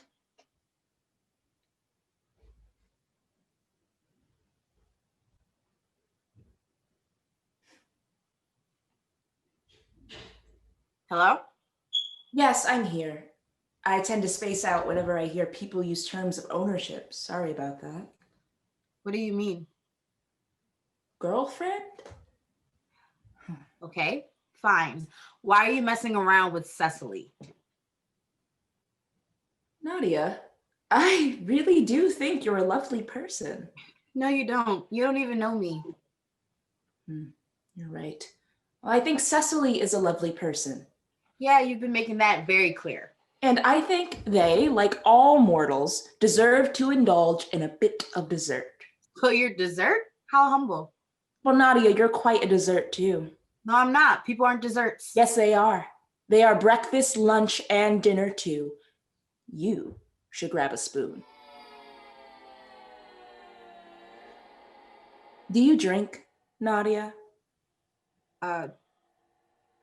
Sometimes. Wine? It makes my head hurt. You should go outside. Why? You look like you could use some fresh air. Okay.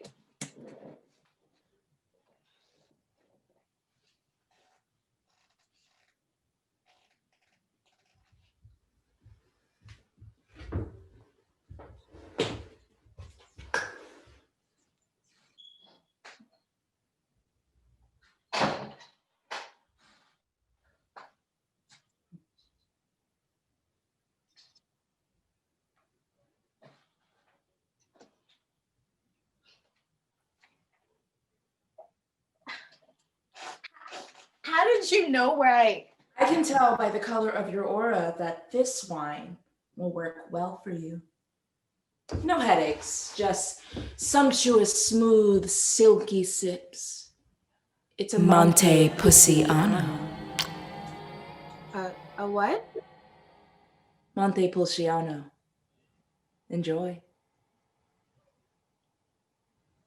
We should do this again sometime.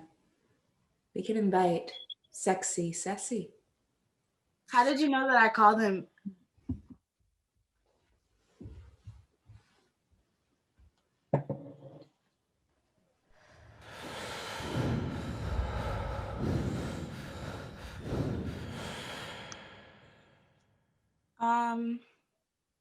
Okay. I think that your lie is your favorite meal is curry goat because you're a vegetarian. Oh, honey, drink. Really? Anyone who's ever had my dad's curry goat is an instant convert. Facts. Bottoms up. Whose turn is it? Dion? I don't subscribe to a singular truth, so I don't think I'm qualified to play this game. Fair enough. So what should we do now? I'd like to have a discussion in which we contemplate out-of-body experiences. Ooh. What about them? Describe one. Who's first? I'll go. I had one recently at the protest. I could see everybody, all those bodies, my body. You're on the front lines? Well, that's why I'm self-quarantining. Thank you for that labor. How very isolating for you two. Yeah. Anyway, I recently had an out-of-body experience at Club ecstasis. Show me.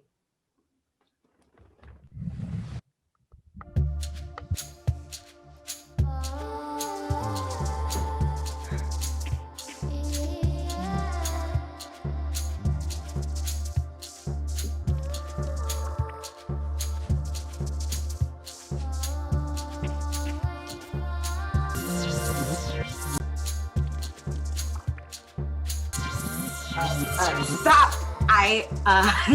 Sorry, I need to catch my breath. Good idea. We should all do some breathing.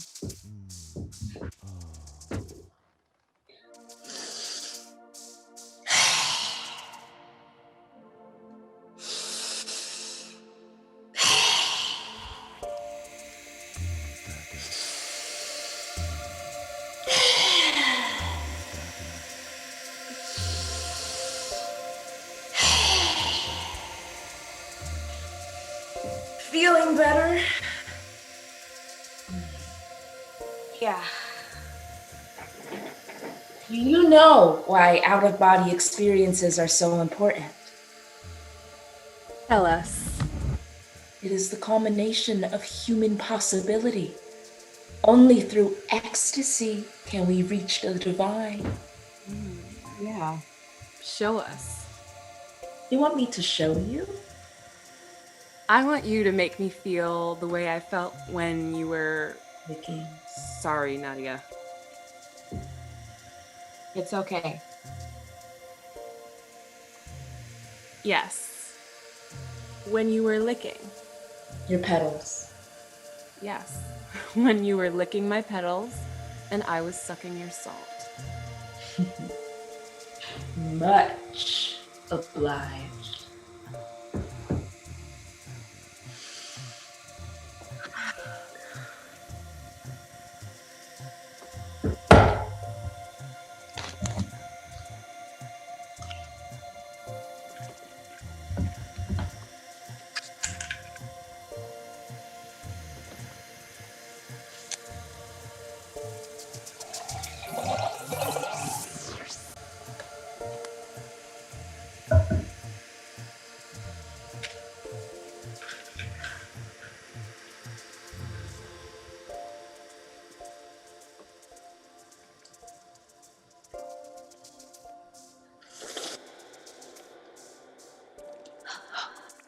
Petals.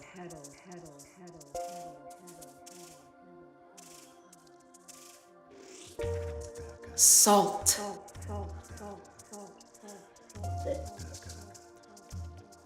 Hints of sour cherry.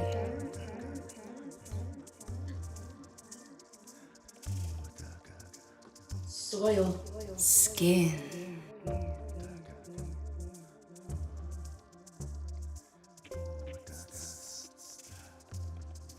Forest.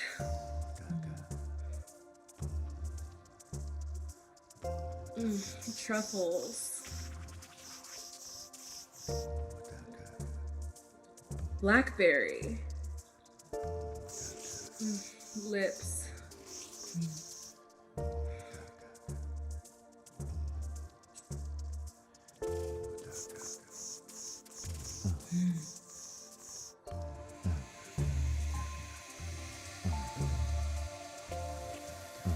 I've tasted sex.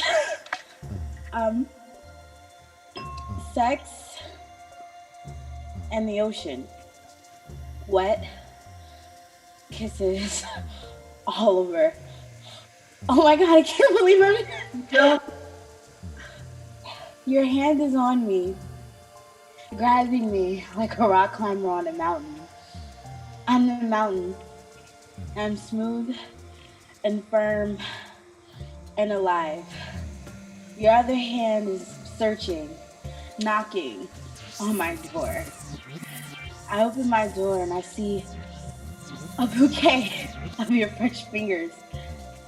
And then there's another set of hands.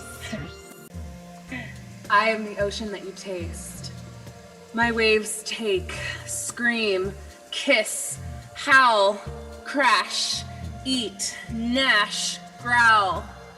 closed door opens to all gods. Knock, knock on the hard curves. Ride me at the crest and soak in my surf. Yeah. I am the one who is always just arriving, the one bathed in perpetual delight. My undertow is a dance for three. 3 sets of hands, 3 sets of lips, 3 sets of eyes looking and tasting. Yes. Look at my seed, my joy in the palms of the empty-handed. So when they pass through their trials by fire, they are reminded of the desire before the desire. Oh.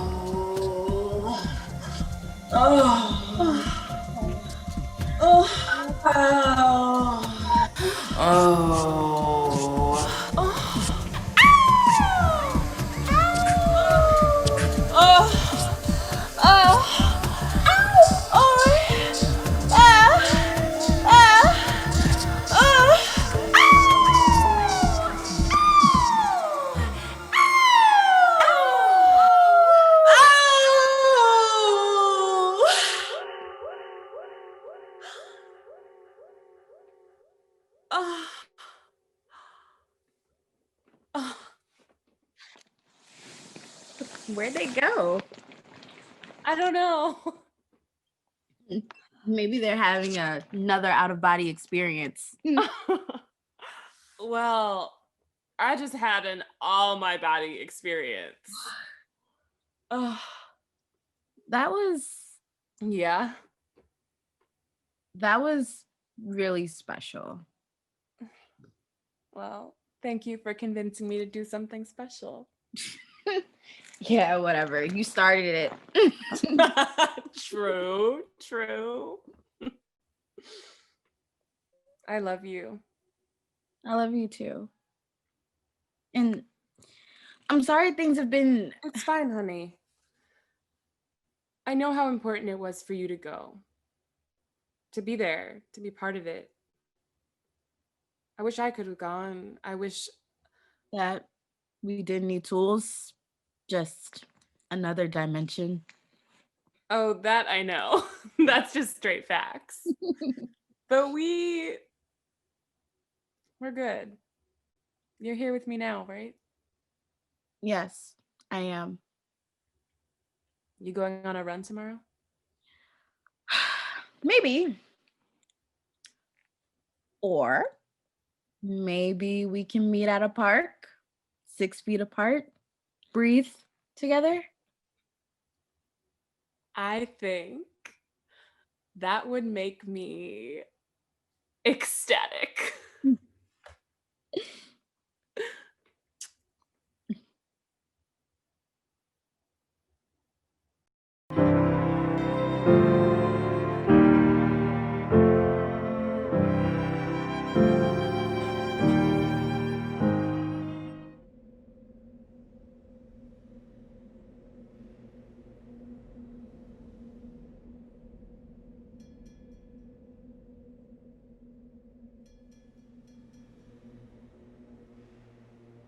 First, I was found by men marching in formation.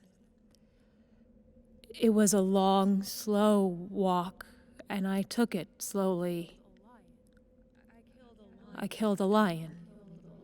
I killed a lion. I was still all red and half mad. And they took me as some kind of mental deficient, some unnatural thing. I was to go on. They left a bit of bread, some gristly fat from a pan in their camp. They didn't know what I did.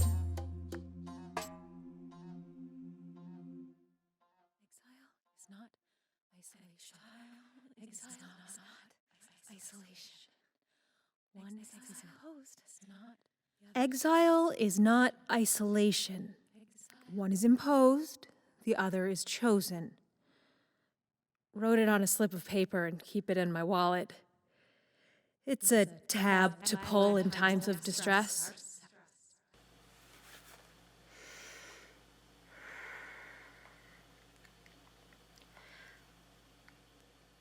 I lived near a church when I first came up.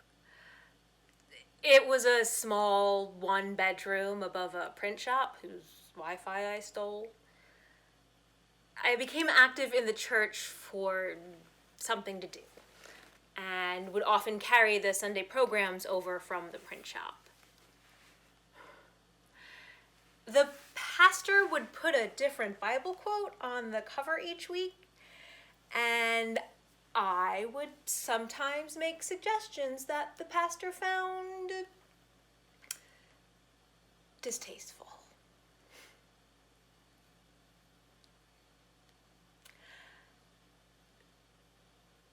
There was comfort in his oratory. Something made you sit still and listen. Gave you a good shake deep inside. I told him once I liked his style, but only once.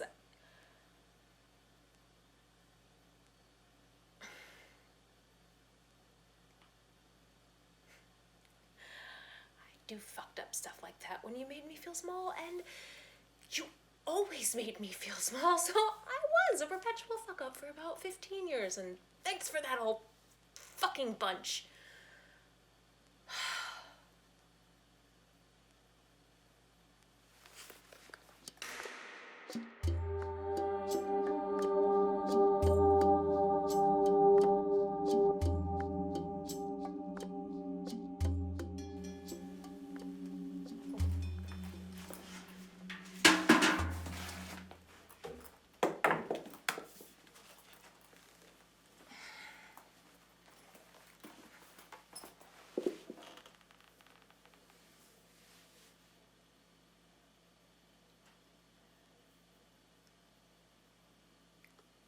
Lips greasy and fingers slick, too. I tugged on a rope, followed where it went, landed on a dock. A boat turned upside down. Turned the boat upright, dropped it in the water, laid down, and sucked splinters from my fingers under the stars, licking the grease down in greedy gulps, but leaving your blood as best I could.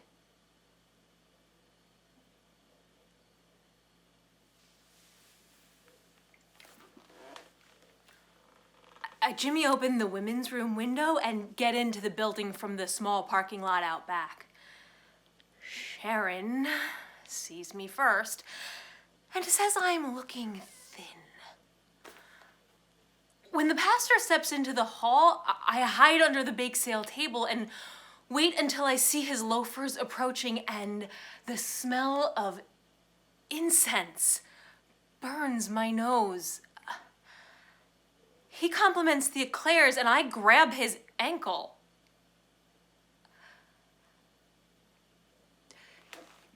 He wears sock garters. I did not see that coming.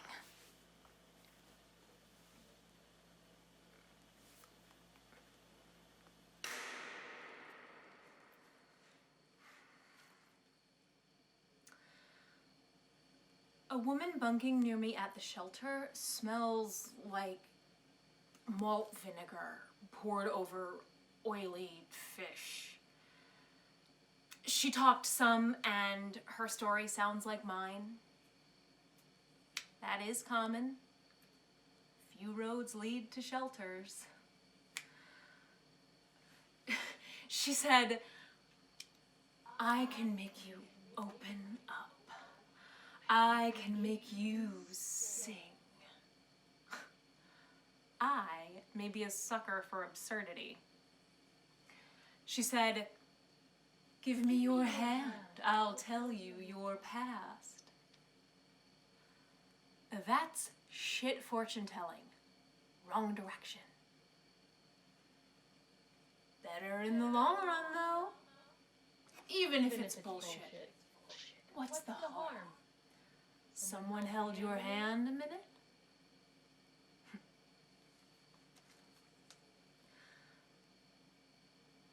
I can tell your fortune for real if you'd like. I come from a long line of gifted clairvoyants. And they're all converging on this moment to warn you not to fucking touch me. Do you understand?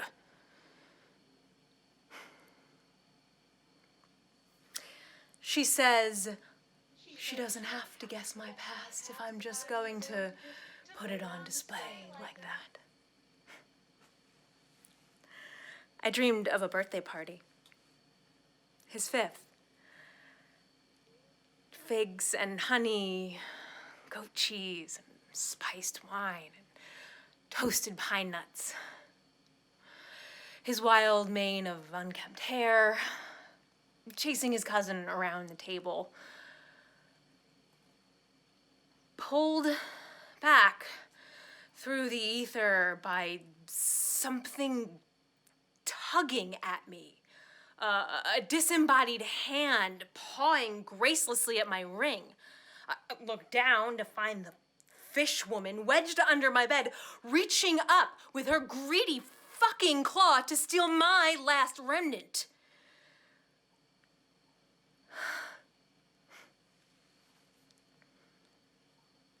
You wanted to see my past? Give me your hand. I twisted her wrist until it snapped, and I swear a sheen of oil seeped up my arm.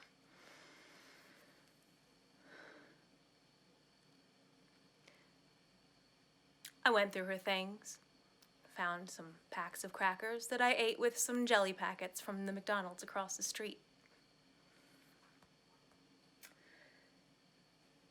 She sat on her cot, setting her wrist with rough-cut bandages and popsicle sticks.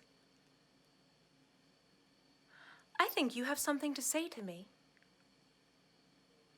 She said, "No, I don't. We used to hang thieves where I come from." She said, "That sounds like a shithole." Huh. Maybe. But it felt like home to me. Now give me your other hand. I'm going to show you your past.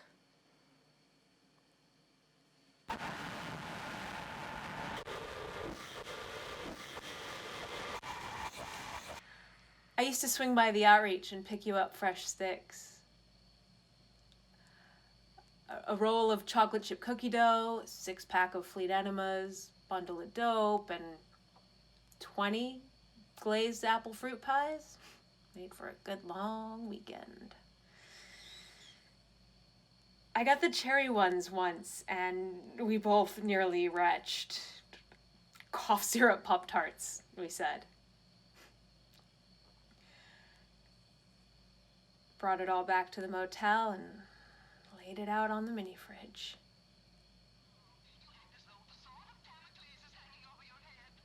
Three Stooges playing on a black and white rabbit ear TV on a TV tray they put near the bathroom.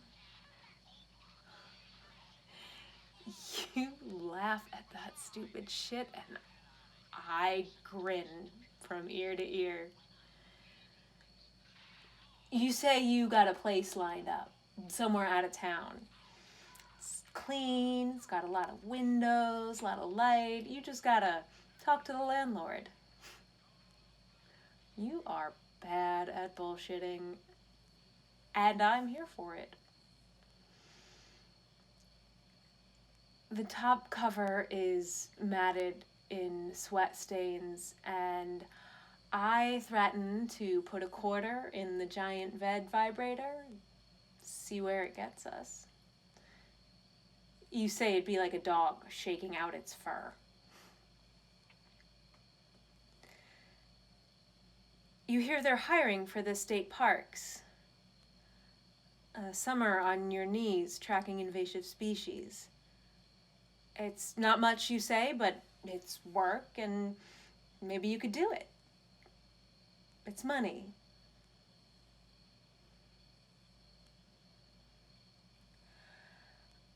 I ask if you want something sweet. Running my nails over your skin. Raising marks. I don't use anymore, but I help you find a vein. $20 bus fare makes an exile feel porous. Waiting for the 4 a.m. Small cup of coffee and 10 sugars. 2 plain cake donuts and an extra cup. $4.65, but then I can't make it to Baltimore. He doesn't know what to tell me. It's $4.65.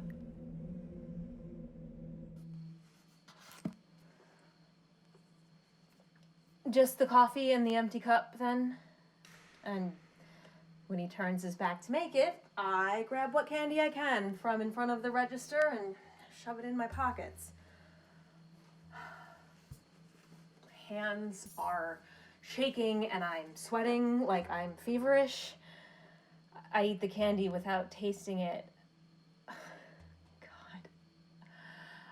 I would have eaten anything. You'd swear I never had a bite. Wash it down with the coffee, get 2 or 3 good gulps, and vomit it all back up into the empty cup. The bus pulls in. My stomach twists hard, but nothing else comes up.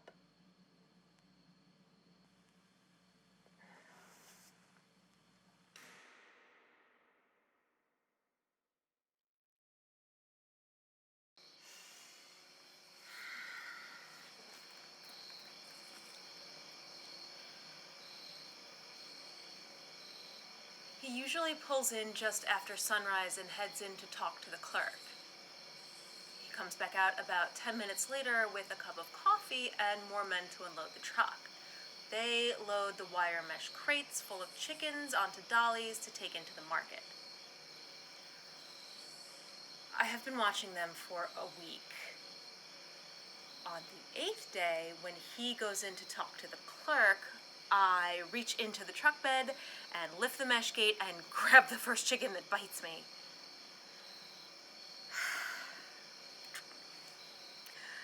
We sit around the corner as I catch my breath,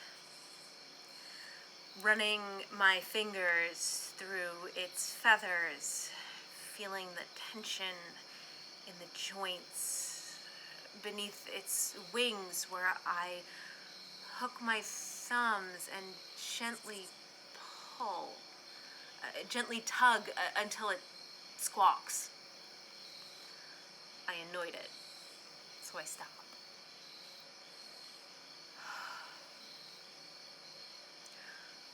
One chicken and I eat for a week. Maybe more if I stretch. 2 if I go back tomorrow.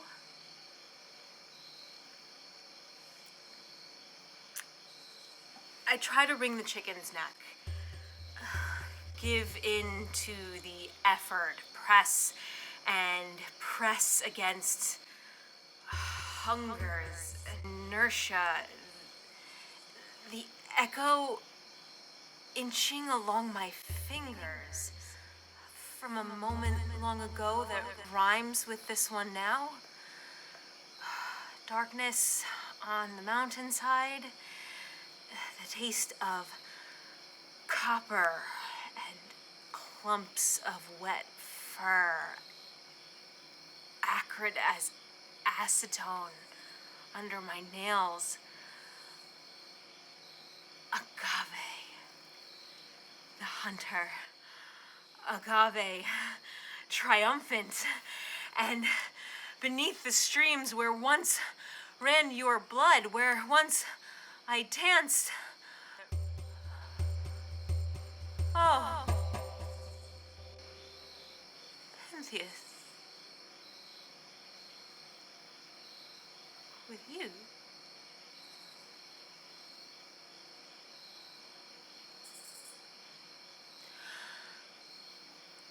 Agave entombed.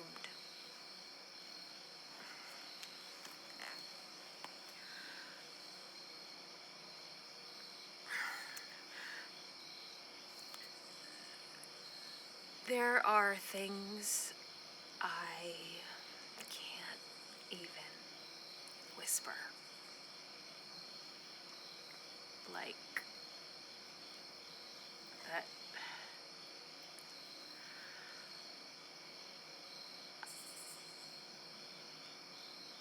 I keep you in the few blank moments just before waking up, when I haven't yet remembered my name. Not the day before, or any before that. But I remember you pretty fucking clearly.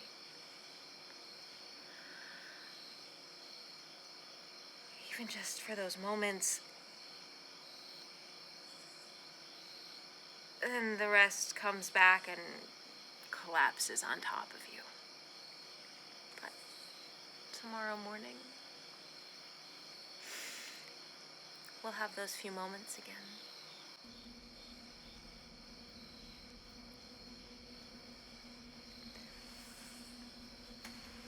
I press and press, but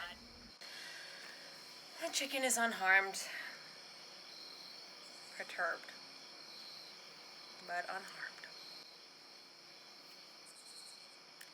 It clucks a little as I stroke along its neck with one finger. I go back around the corner and toss the chicken through the window at the driver and take his coffee out of his hand. They both start squawking. Ungrateful pricks.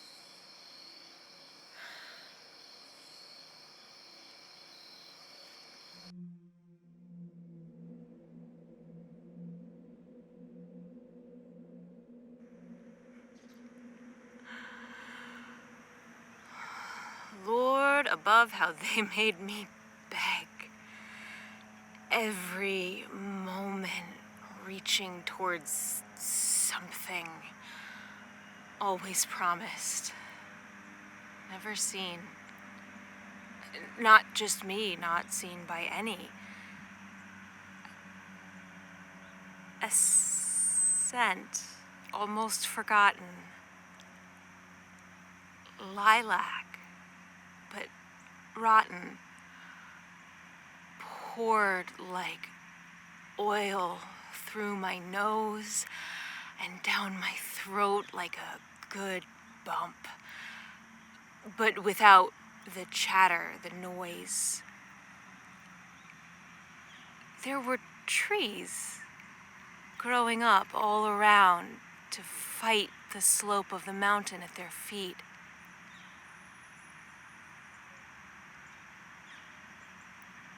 Gravity wins. Pulls you towards center.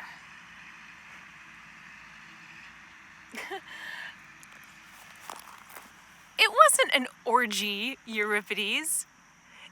It wasn't an orgy. That was a lie, Euripides. A fantasy for the board? or a lie for the unimpressive. We didn't have the need. We were enough. Rotten lilac and the smell of earth. Endless days and endless hungers. I held a clump of moss above her mouth, squeezed a long, cold drip of water in as we curled up together in a ditch cut into the mountainside and dreamed of Dionysus.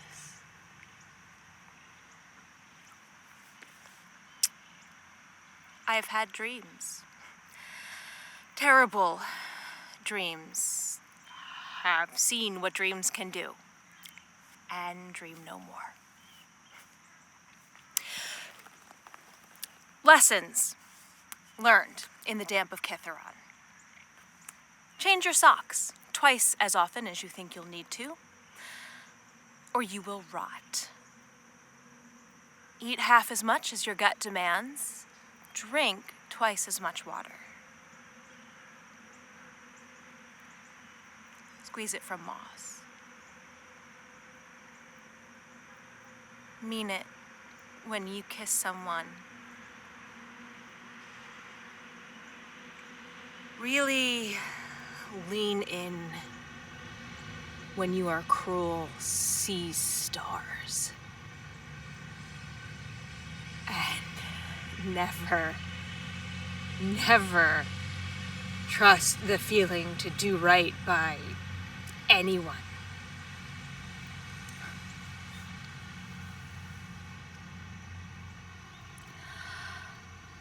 I always come back hungry to that empty fucking dish.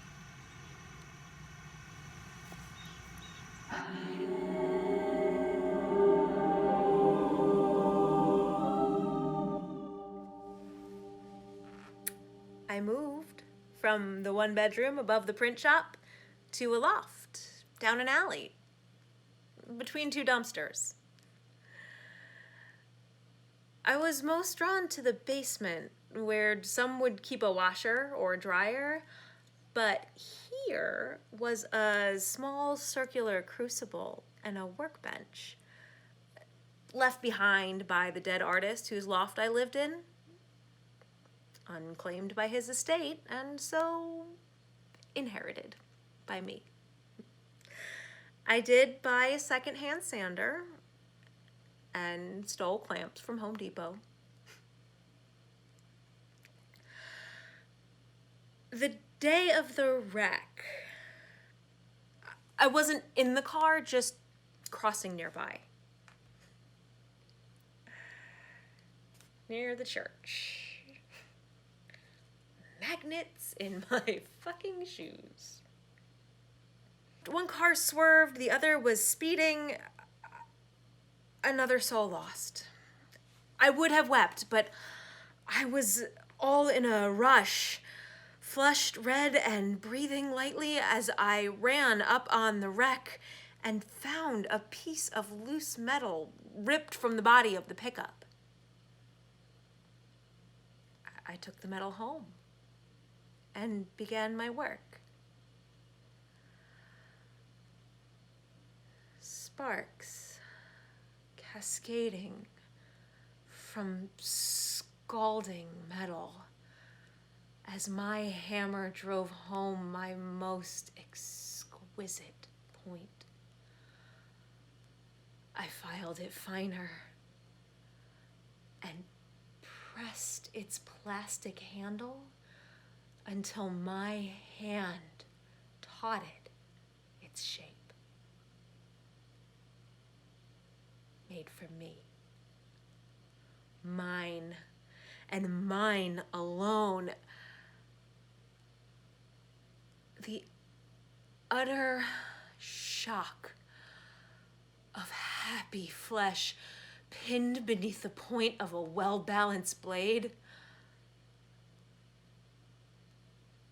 It balances on my fucking finger. It won't cut, not me.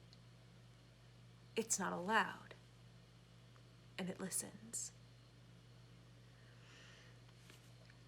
I carve light letters in the workbench surface for whoever inherits it next. Exile is reckoning, deferred. Backburner pots boil over in time.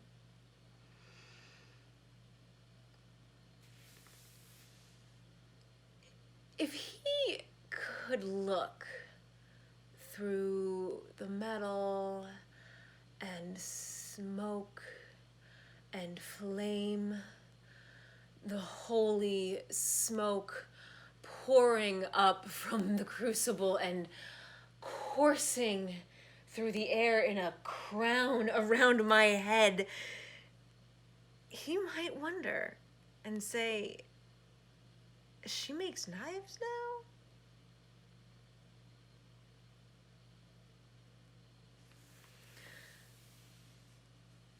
She makes knives now.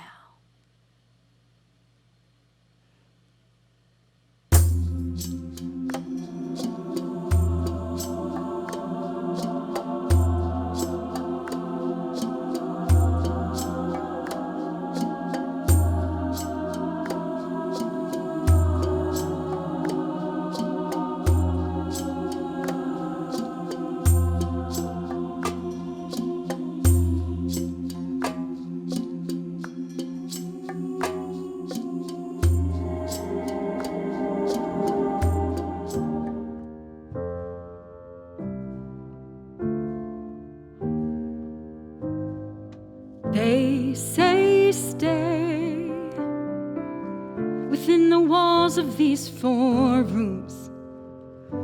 We go anyway, drop our aprons, stop our looms. To the hills, to the heights, the dominion of the pine, not men. To the drums and the dance, with the fire and the wine.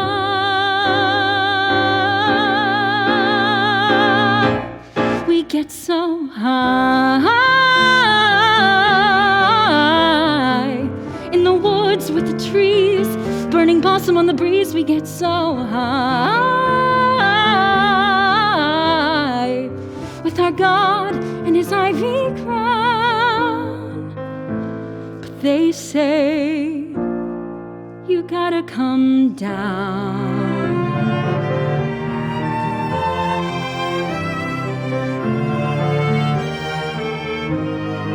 Then one day our king resolved it all should end. Came our way, though he could never comprehend. In deceit, in disguise, he ascended in a pine, my son, to survey as we sway with the fire and the wine. We got so high in the musk and the mud, with the body and the blood. We got so high with our God and his ivy crown. But someday you gotta come down.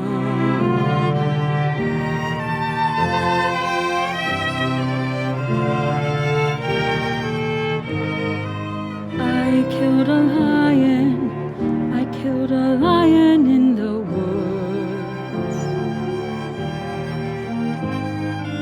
I killed a lion, I killed a lion in